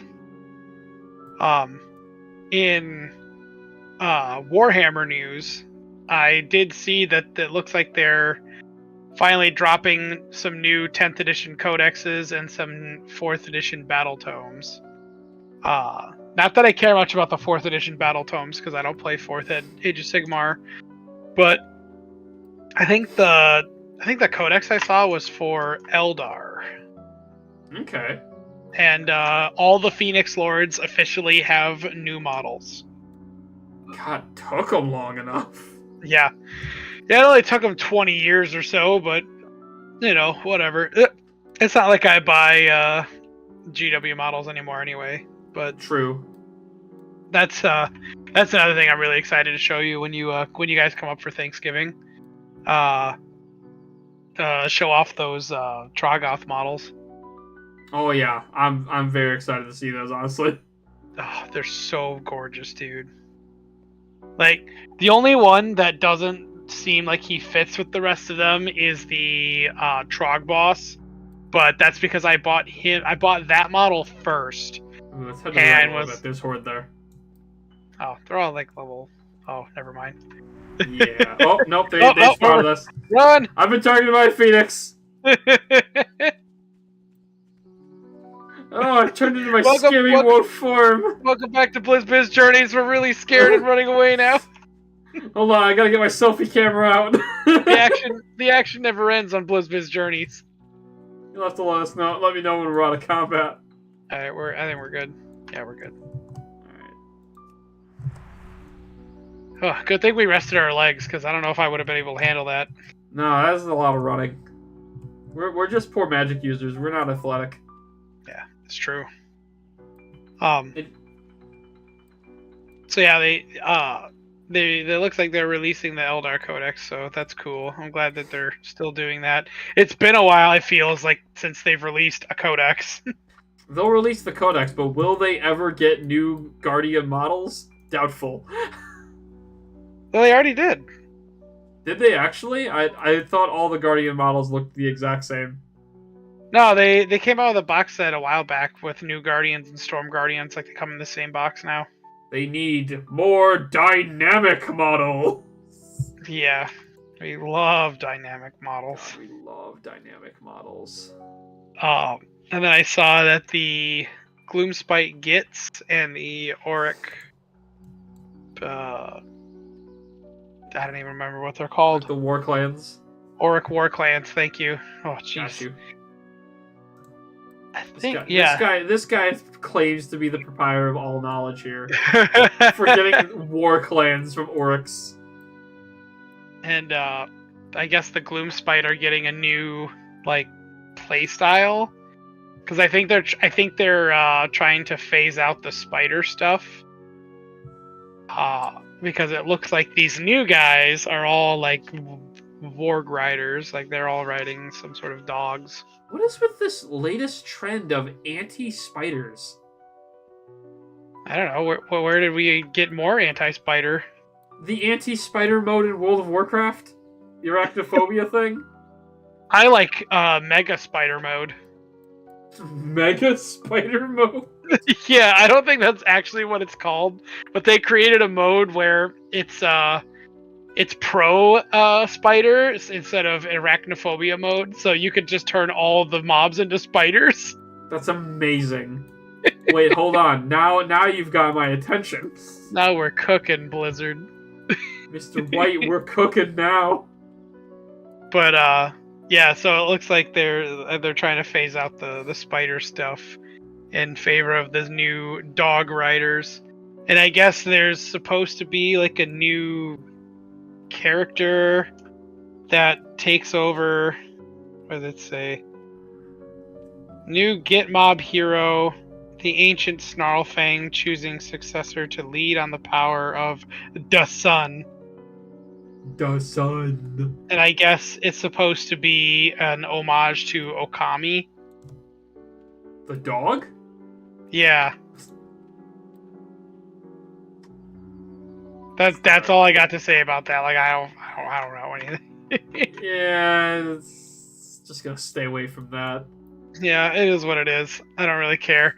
I just figured I'd throw that out there. And then I saw the new Christmas box set for 40K. They officially released a Death Corps of Krieg box set. So all new Death Corps models, yeah, with the Kriegan masks and yeah. Nice. Yeah, it looks good. I mean, yeah, like if I was a Death Corps of Kriegs player, it'd be cool. Severe lack of shovels though, so I don't know how lore accurate that box actually is, but They don't. I mean, they create the lore. Maybe they got rid of shovels. yeah. Well, Games Workshop said it before. Everything is canon, so there's shovels somewhere. Remember, guys, everything is canon, even the things that aren't. That's right. We just haven't retconned it yet. Yeah, don't make me retcon it. Oh boy. But yeah, I think that was I it really for... do. I do need to get back into getting these models. Honestly, it's probably going to happen after Christmas, just because I do want to get them, get like everything settled with my Sigmar armies. I think my problem is I don't have anyone to play with that's reasonably close. My exact problem. Yeah, but it's also just like I lose interest so fast in certain things where I'm like, oh, I'm really dedicated to this playstyle, and I'm like, no, wait, this playstyle sucks. I don't want to do that anymore. Well, we've established before that you have like a hyperfixation. I don't want to call it a problem. It's not a problem though. It's just you have a tendency to hyperfixate. That's a nice way to put it. And it's not that it's a bad thing to have an army that only has one playstyle. That's kind of the point of having multiple armies, is so that you can do a playstyle for this one and a playstyle for that one. But I think that's what's gonna let Warhammer, especially for you, last forever. In our lifetime as a game that we like to play, because a lot with your hyperfixation, you usually pick something up and then burn yourself out on it. But because you can't play Warhammer on the regular, when you do get to play it, it's like a special treat. Yeah, play Warhammer. It's a treat. It is. It's a special little treat. You're a good dog. Ever. As a werewolf, you're not allowed to call me that. Oh god, yeah, I just realized that was probably a little racist, huh? A little.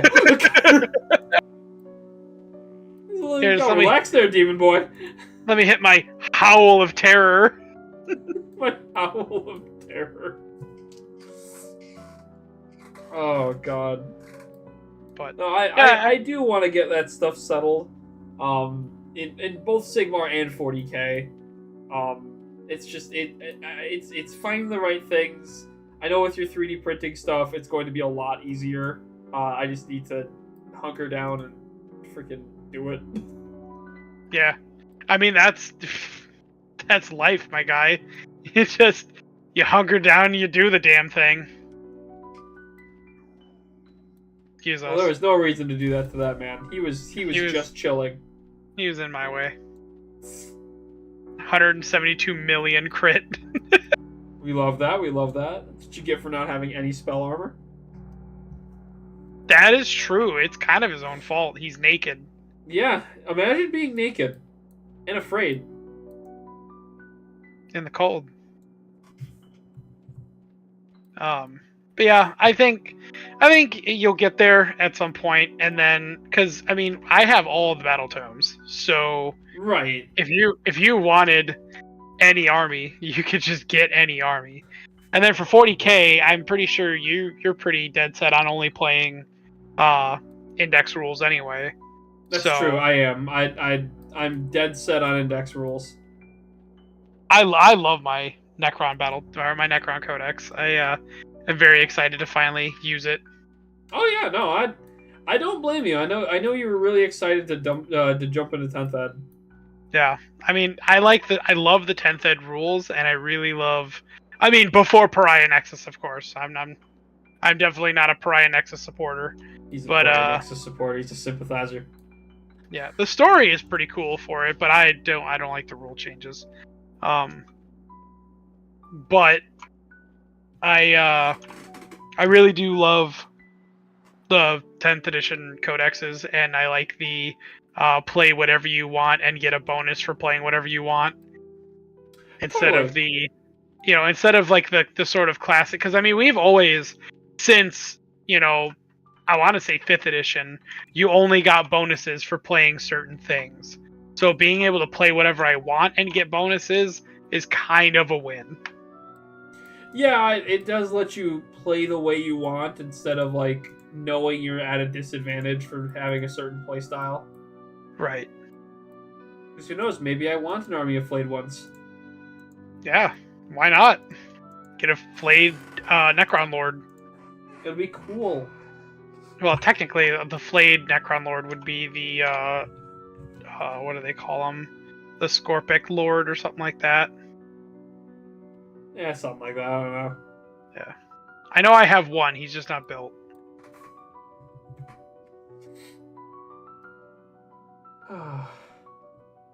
Good times.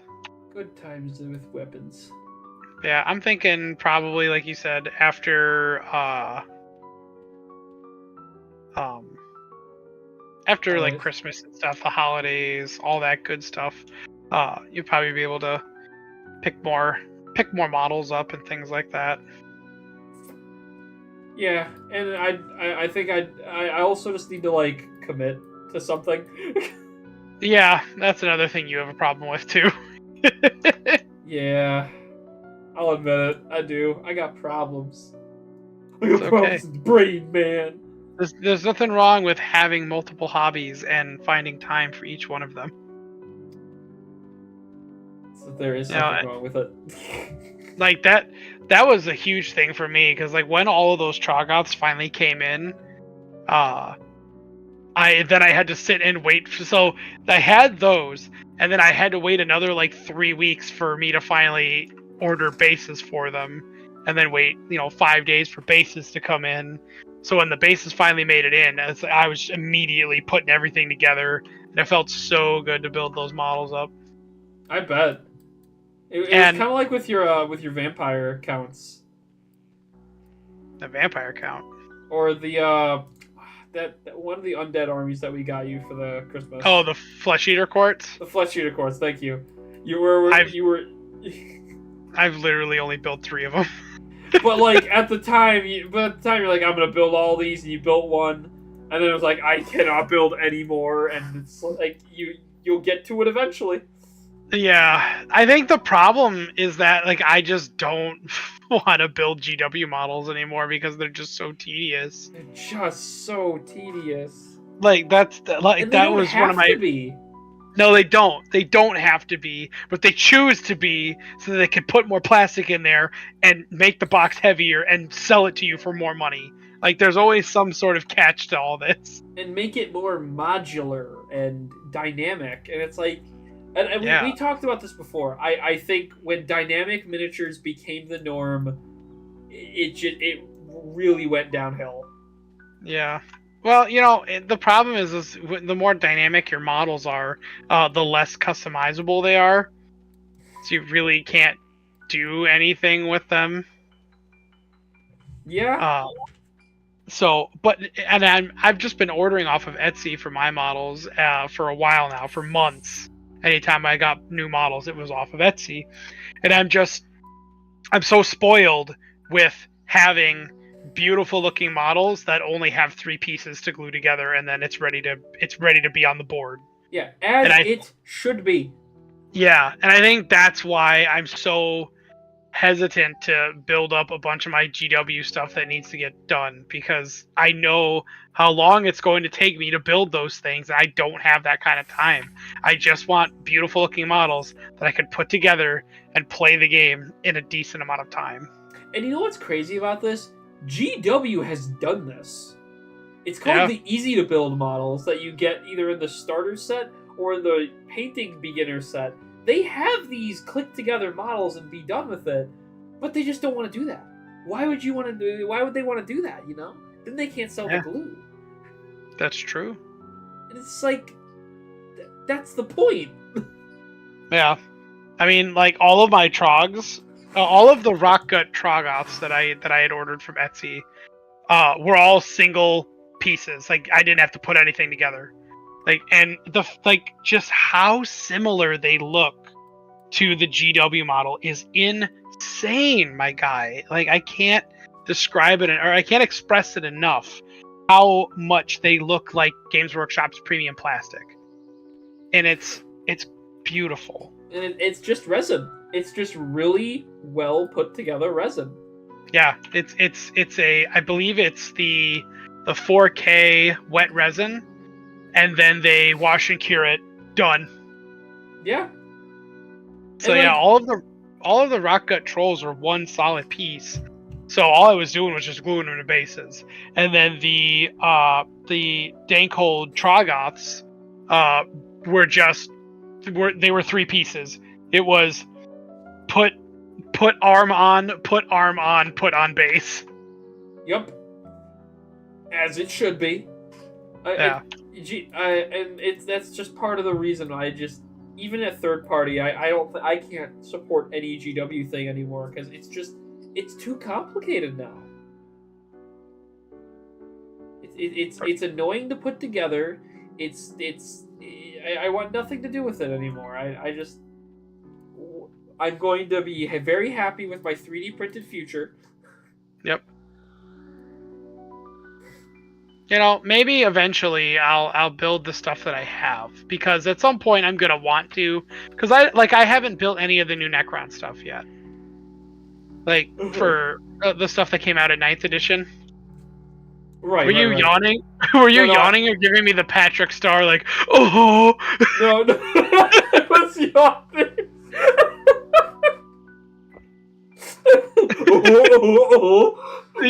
What's the tone?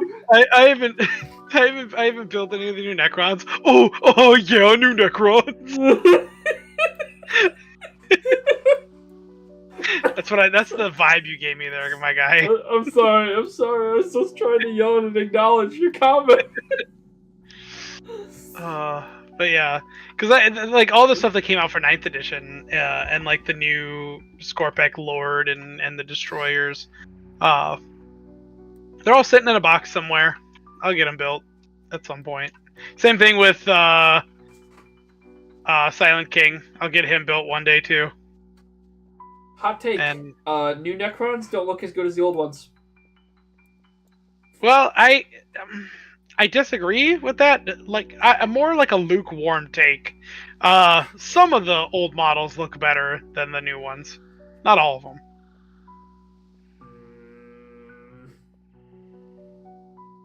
You want to elaborate on that, or are we just moving on? Let's just move on, because I feel like no matter what I say, like, it's just going to be like we're going to agree to disagree. I really do think the plainer look fits Necrons more than what they have at the moment.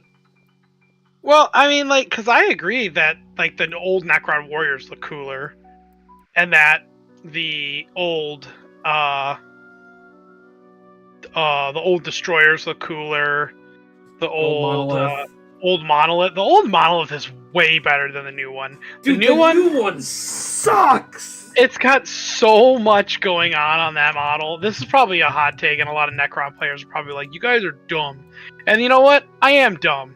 And I also think the old Necron monolith is a better model. Listen, I bought 3 of those things. I know what a good model looks like. That's true. You did buy 3 of those things. It was always so terrifying when I threw them on the battlefield, and it's like, oh god, what do I do? Yeah, remember when we went to a tournament once, and you played your Necrons, and all you did was play 3 monoliths and a Doom Arc Destroyer? It was great. Yeah, it was against tournament rules, but Luke let us play because he knew we weren't going to win. So no, we didn't win. He too. Like, it's just... Yeah, we didn't win a single game. But I bought 3 monoliths, so like, get good? Yeah, pretty much. Particle whip, baby. That's a good time. But yeah, no, like there's yeah. there's a ton of the Necron line that's way cooler back in the day than now. But I mean, like character-wise, the models now look way better than what they used to. I suppose.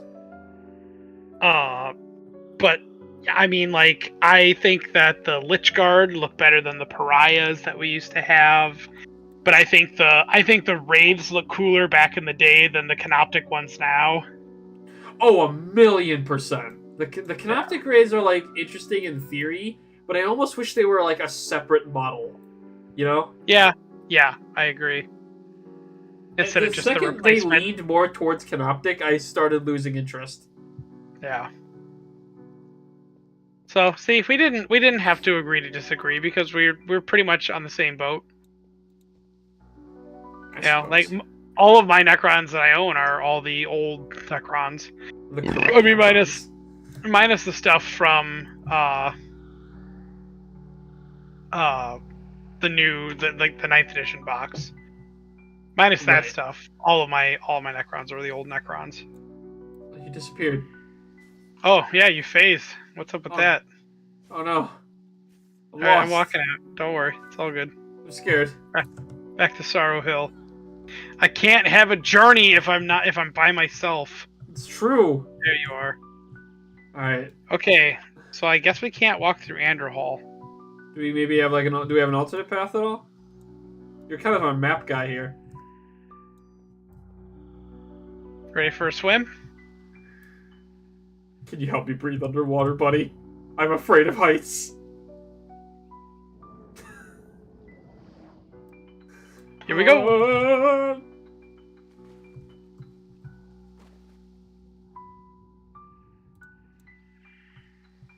It's a brisk water. A little chilly, if you ask me. It's just a tad chilly. I think I just need to get out of Anderhall. I think so too, because I don't see you again. Yeah, I just need to get out of the Anderhall area. I'm heading over to this farm here, the Writhing Haunt. Am I even in the group with you anymore? Oh, we never invited each other? Oh, like, maybe that's why we disappeared. That's probably why we phased. I'm sitting here going like, hold on a second, where is he? So, you guys probably caught us in our lie. We actually just started playing World of Warcraft last year. Yeah, we bought these guns. We bought these cows.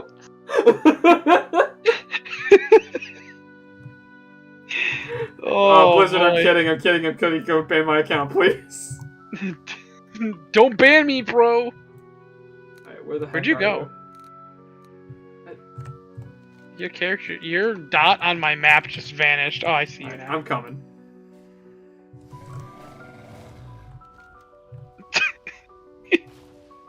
That's great. Alright, so journeys, right? Alright, so we're journeying again, baby. Oops, that's a run. Yeah, calm down, buddy. We got all day. I don't want to run. I want to get back on the road. This guy getting us lost. It's spooky not on the road. It's too spooky right here. This is a spooky area. Too spook 5 me. See that guy over there, Gory? He's terrifying. He's just a chunk. Chunk of meat. Heyo.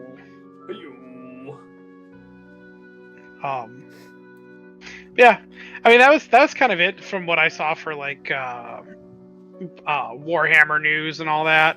I haven't seen much for anything Dungeons and Dragons related, but I guess I've also haven't been looking.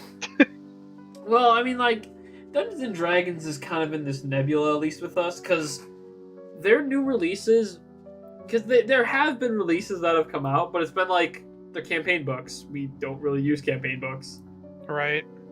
So we don't really gain anything from them. Yeah, like I don't use campaign books, and I don't agree with the 5.5 rule book, so I don't care about any of that stuff. Yeah, and in the end, Dungeons and Dragons is play pretend anyway, so like, who cares? It is play pretend, and there's no rules telling me what I can and can't do. It's true. I was talking with the beginner group I was gonna play with that flaked on me. Not bitter. Not bitter, yeah. In like fun ideas I wanted to incorporate. And I was going to have anime comebacks as a mechanic. Oh, that's something that I had been thinking about putting in my games for a while. I don't know how it would be implemented, if it'd be like a once per session thing, or like once per chapter or whatever. But the idea is that while making your character, you have to give me a theme song, and then when you get your anime comeback, I give you 4 free actions, and you get your theme song playing. Yikes. Would it be totally broken? Absolutely. But it's play pretend, so I don't care. If you want to just get 4 attacks on me, do it. It's one of those things where it's like, you have to give me a long-winded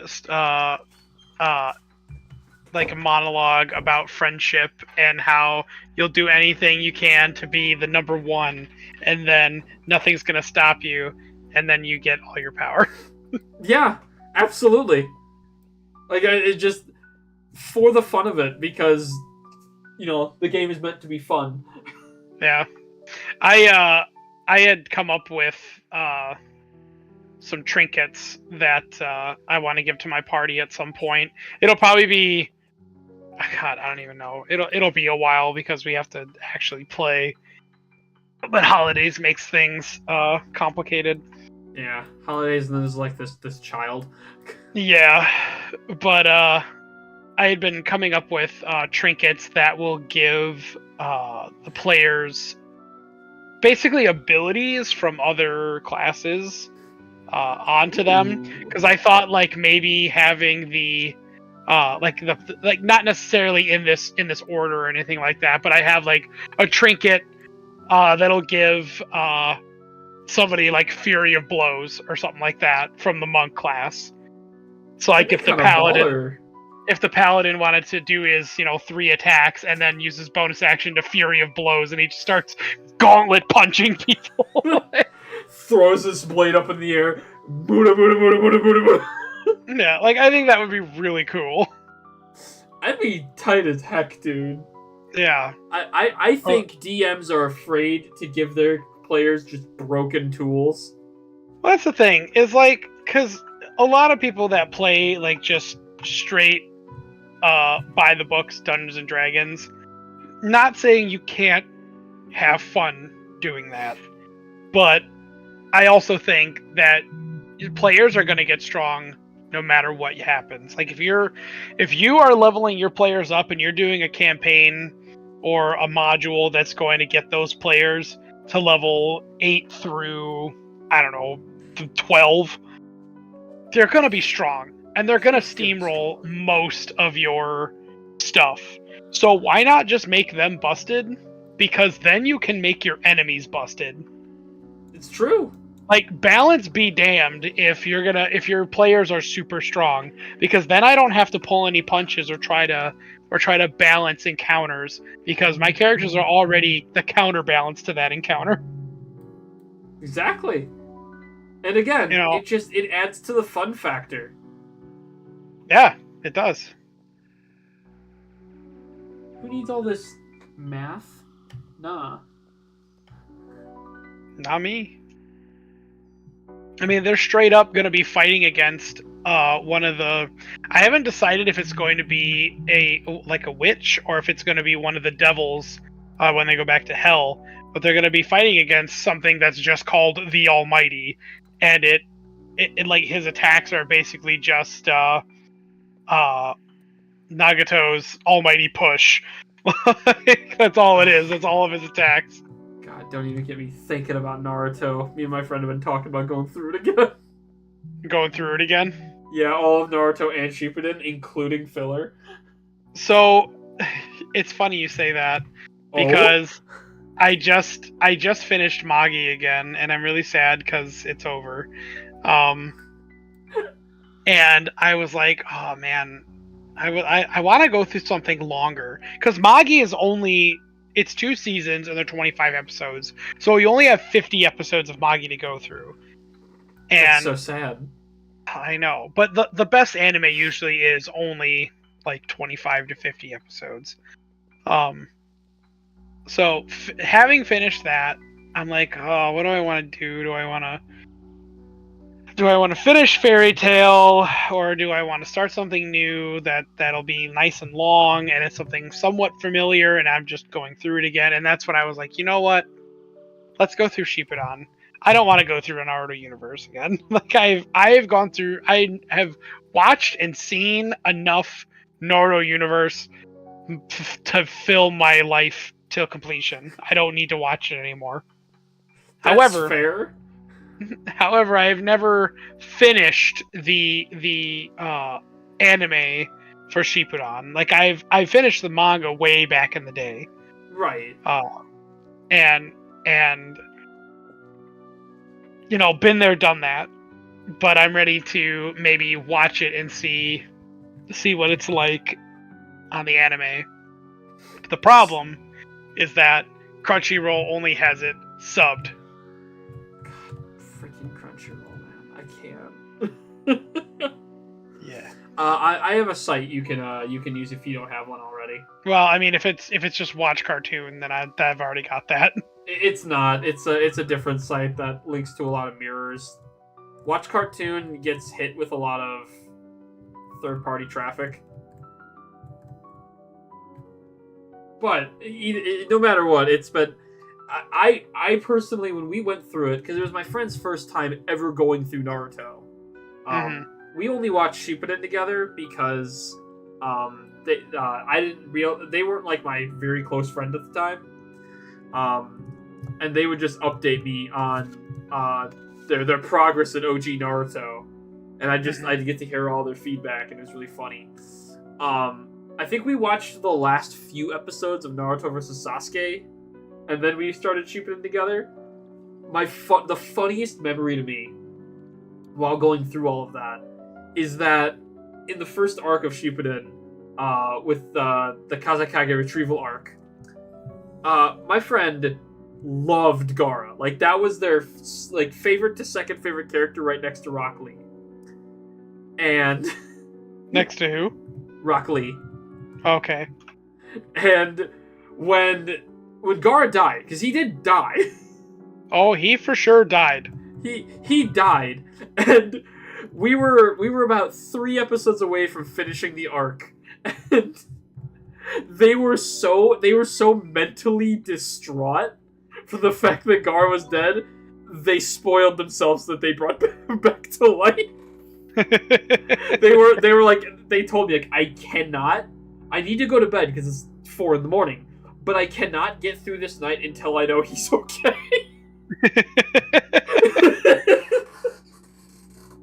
Hey man, you know, it's some storytelling, some characters. I love Naruto. They so hit much. you. I have a guilty pleasure on YouTube recently, and I'm not super proud of it. Yeah, I'll tell you mine if you tell me yours. I watch a lot of reaction channels. Oof, yikes, that one's worse than mine. What's yours? I've been watching a lot of TikTok compilations that give you secondhand cringe. I don't know why I watch it. They're all so stupid. It's such a waste of time. It's the same way of like when you watch garbage TV. Like, sometimes you just need that contrast. Yeah.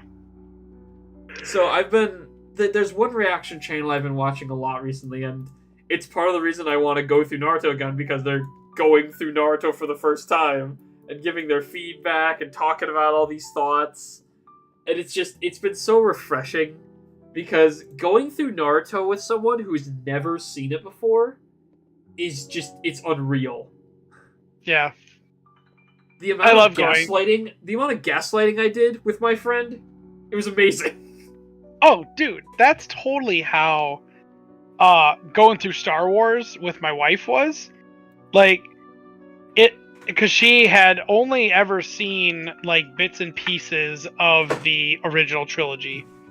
So, starting from episode 1, and then watching episode 2, and then watching the entire Clone Wars series, and then watching episode 3, and then 4, 5, 6, and then 7, 8, 9, and then like it was. Oh, and then we also watched The Mandalorian. So we did 6, and then we watched like The Mandalorian and Ahsoka and Ballad of Boba Fett or whatever it was called. Did you watch Kenobi? Yep, we watched Kenobi. Nice. So yeah, we watched all of the in between 4, 5, and 6, and then we watched 4, 5, and 6, and then we watched 7, 8, 9. So yeah, I did a ton of gaslighting. Like when she kept saying that something was off about that Palpatine guy, and I was like, he's just a politician, you know, like all politicians are scummy. And then finally, when he was like, "You're the Sith Lord we've been looking for," she's like, "I knew it." She was so mad. She was like, "He wasn't just a creepy old man." I'm like, "Yep, you got him." I did the same because they really didn't believe that Jiraiya was gonna die. Oh man, that's even better. I know, and I was like, no, he's fine. He's gonna escape. They'll bring him back. It's fine. And then when it got to Jiraiya's death, and they're just like, "Frick you, Alex." Oh, it was great. Just like I gaslit them the entire series up to the point where we found out that Naruto was the 4th Hokage's son. I gaslit them the whole time. Like, nah, it's just a stylistic choice. I mean, like, it's just blonde hair. They didn't make the connection until he was about to unseal him. Jeez. It was great. It was awesome. Yeah, I love doing stuff like that with like people have never watched something or never played something, and you're just like, "Oh baby, just you wait." So my friend, that same friend, is doing that to me for the first time. Because a lot of the times we were going through my nostalgic shows and the ones I love. We finished Fairy Tail, we did Naruto, Soul Eater, Psycho Pass, things I know and I love. But this time, I'm going through a show that they know and I don't know called Erased. And interesting show. It's only 12 episodes long. It's really cool. And I know they're trying to gaslight me, but I'm making so many predictions that I feel like I'm right about. Yeah. But afterwards, it's going to be a show that neither of us have finished, because after Erased, we're going to go through Inuyasha. Oh, love that show. 167 episodes, not terrible. No, it goes by really fast too. And neither of us have finished Inuyasha. So I was like, what a great opportunity for me to go through this show that I have so much nostalgia for, even though I never finished it. Love that show so much. And I blame the video games because they're so cool. Yeah, what was that one game that we had? It was like a PS2 game, wasn't it? Or was it PS1? I thought it was GameCube. No, it was a PlayStation game. It might have been PS1.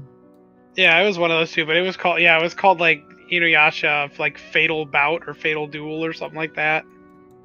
I remember that game. It was so fun. I would always play Shippo. Yeah, I always played Naraku. I played Naraku and Sesshomaru. As you should. Those are like some of the best characters. The most edgy. Anyway. There's no reason to drop Hellfire upon that boy. Anyway. Go back to my human form. How dare you make me go wolf? Yeah, what's up with that? Yo, Infernal, I didn't remember inviting you to this podcast. He's walking too. He's just like, I like cheese. Oh! Oh! Alright, get out of here, Infernal. Nobody cares how much you like cheese. But yeah, I'm very excited to go through Inuyasha. I have been contemplating a very, very long series to go through, and it's not One Piece. All right, lay it on me. I was thinking of going through the entirety of Pokemon. That would be really long. That's longer than One Piece. Yeah, it is. That's a lot of Pokemon. I think it's currently either close to or at 1,300 episodes. Jeez. That's a lot of Pokemon, my guy. If you count the not Ash Pokemon, like the current with the current generation of Pokemon. Oh, sure, yeah. I think it ended at like 1258 for Ash's journey. Okay. But still a lot of episodes. That's a lot of episodes. But then I get to rewatch the Paul stuff, and that stuff's awesome. I love their fight. The Pokemon XY and XYZ are phenomenal series. Yeah. XYZ is crazy. Oh, so good. I'd actually go through Sun and Moon because it's from the things I've seen about Sun and Moon, surprisingly interesting. Despite it's got to be better than the games. All right, we are not going to take Sun and Moon slander here. I will not accept the Sun and Moon slander. They are really fun games. They could be better, but... Well, I mean, obviously they could be better. But, for what you get, it's really fun. I don't want to get into this. Don't make me rant about Pokemon games, because I have unpopular opinions. We actually, in my friends group chat, what we did was we all rated every Pokemon game that we've played, and then we averaged the scores for the quote-unquote official list. The official rating for every Pokemon game. Nice. No bias in some of these. Like, my buddy Cameron, he's a huge Gen 4 nerd. And so, of course, he gave, let's see, Diamond and Pearl a 6, but Platinum a 10. Brilliant Diamond and Shining Pearl a 10. I mean, Platinum is a 10. What did I give Platinum? I think I gave Platinum a 9. And I think my only complaint about Platinum is the speed of the game was still generally slower, like mechanically. Mm-hmm. The game is really nice, but the pacing can feel abysmal. I think that's just the story for 4th. It could be. I think it's also just the number of required battles. Yeah, there's a lot. Because that's Team Galactic, right? Yeah, that was Team Galactic. Yeah, there's a lot of stuff going on with Team Galactic. They push pretty hard. They push pretty hard on the narrative on that one, but I'm not complaining because I liked it. Yeah, no, it was super cool, and heck, the distortion world is really cool. Yeah. Did I give anything a 10? I don't think I really gave anything a 10, did I? Fake Pokemon fan.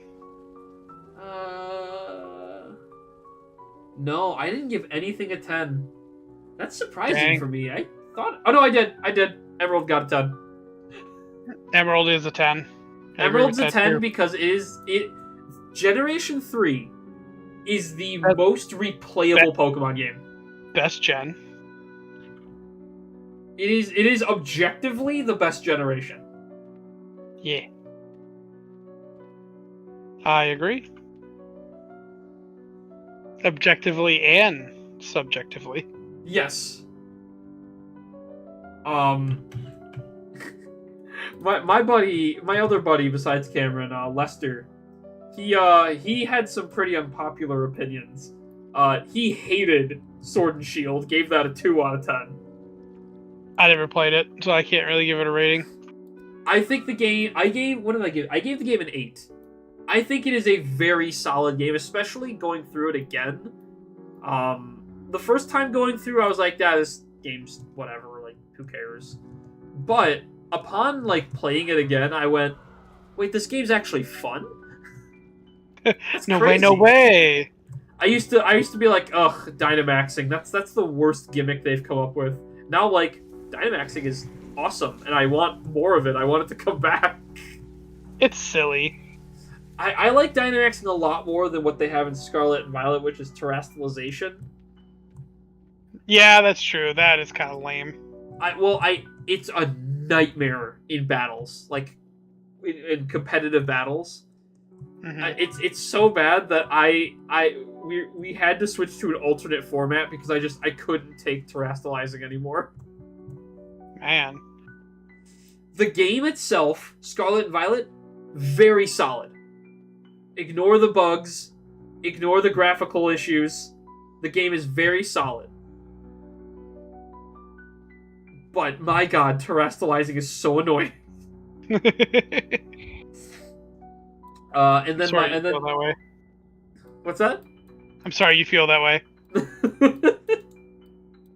But my buddy Lester also gave the lowest score, a 1 out of 10, to he gave it to Brilliant Diamond Shining Pearl, but he also gave an objectively low score to Let's Go Pikachu and Eevee, and I will fight people on this. I thought Let's Go Pikachu was fun. Oh, I think I got Eevee actually, but either way, I thought it was fun. It is a fun game that lets you replicate the anime better than any Pokemon game, because any Pokemon can have Mewtwo stats. Yeah. Because there's no cap on the amount of candies you can give them to raise their stats. Yeah. I legitimately have a Caterpie that has a higher attack stat than a Gyarados right now. I love that. Because it's just like, why not? Who cares? Like, let's just have fun. Now you don't need to evolve if you don't want to, and you can have this little, I'm like Ash from Pokemon. I have Bulbasaur and Charmander and Squirtle, and I don't have to evolve them. They're my friends. They're my friends. It's just like, I love that aspect of the game. It's also just, it's Kanto, which means it's easy to kind of follow. They did so much right in that game. I think it was good. Someday. I have no complaints. Someday, and I know it'll be a very long time from now, I'm gonna get you to play a Gen 5 game.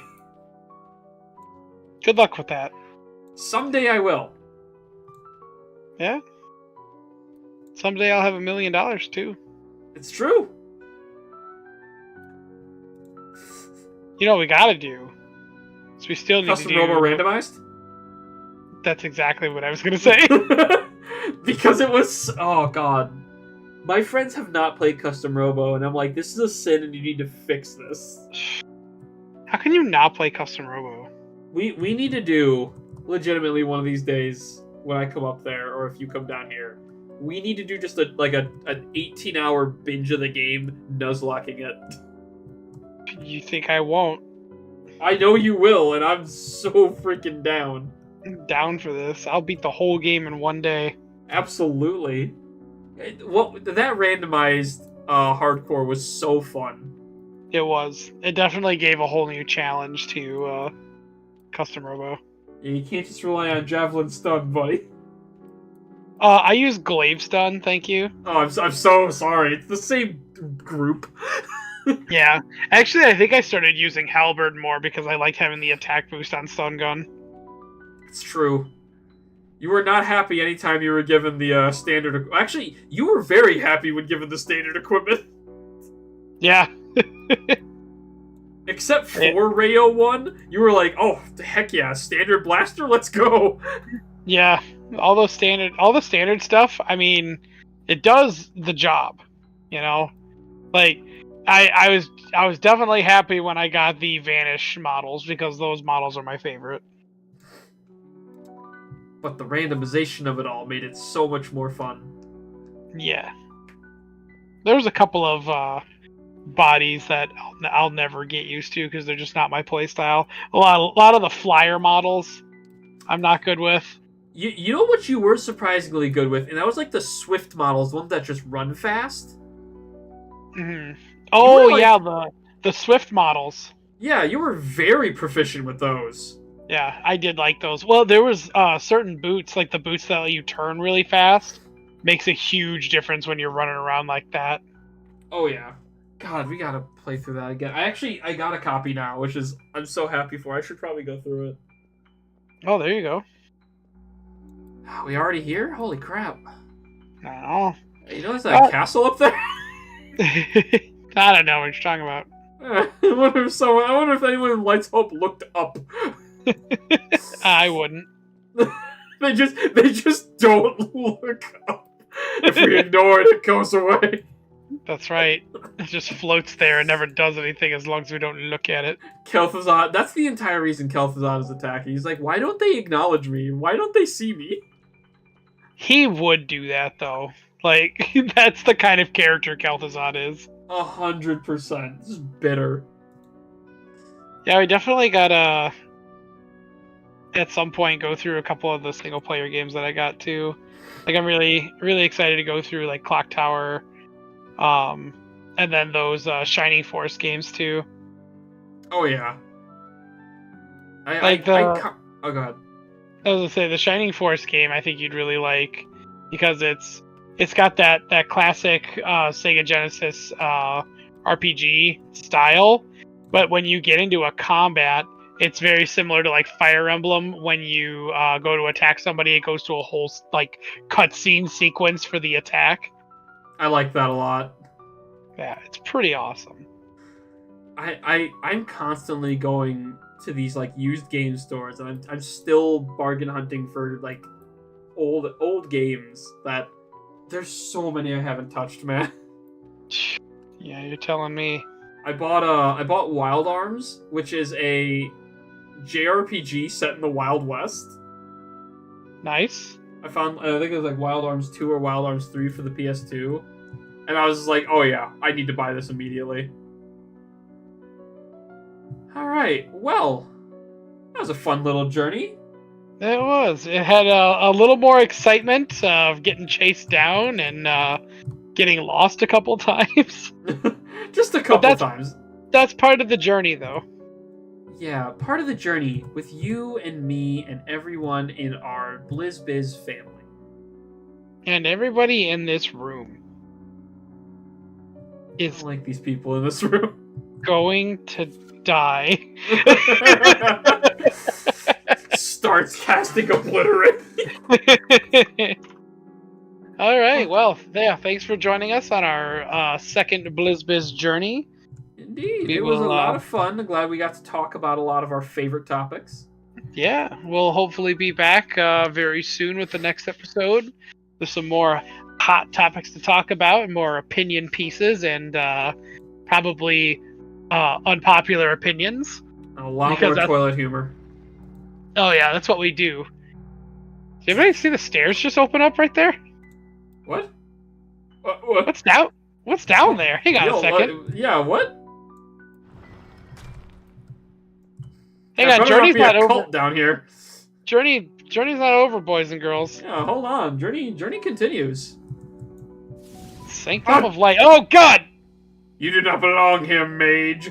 Begone! Oh, that's the Paladin Order Hall.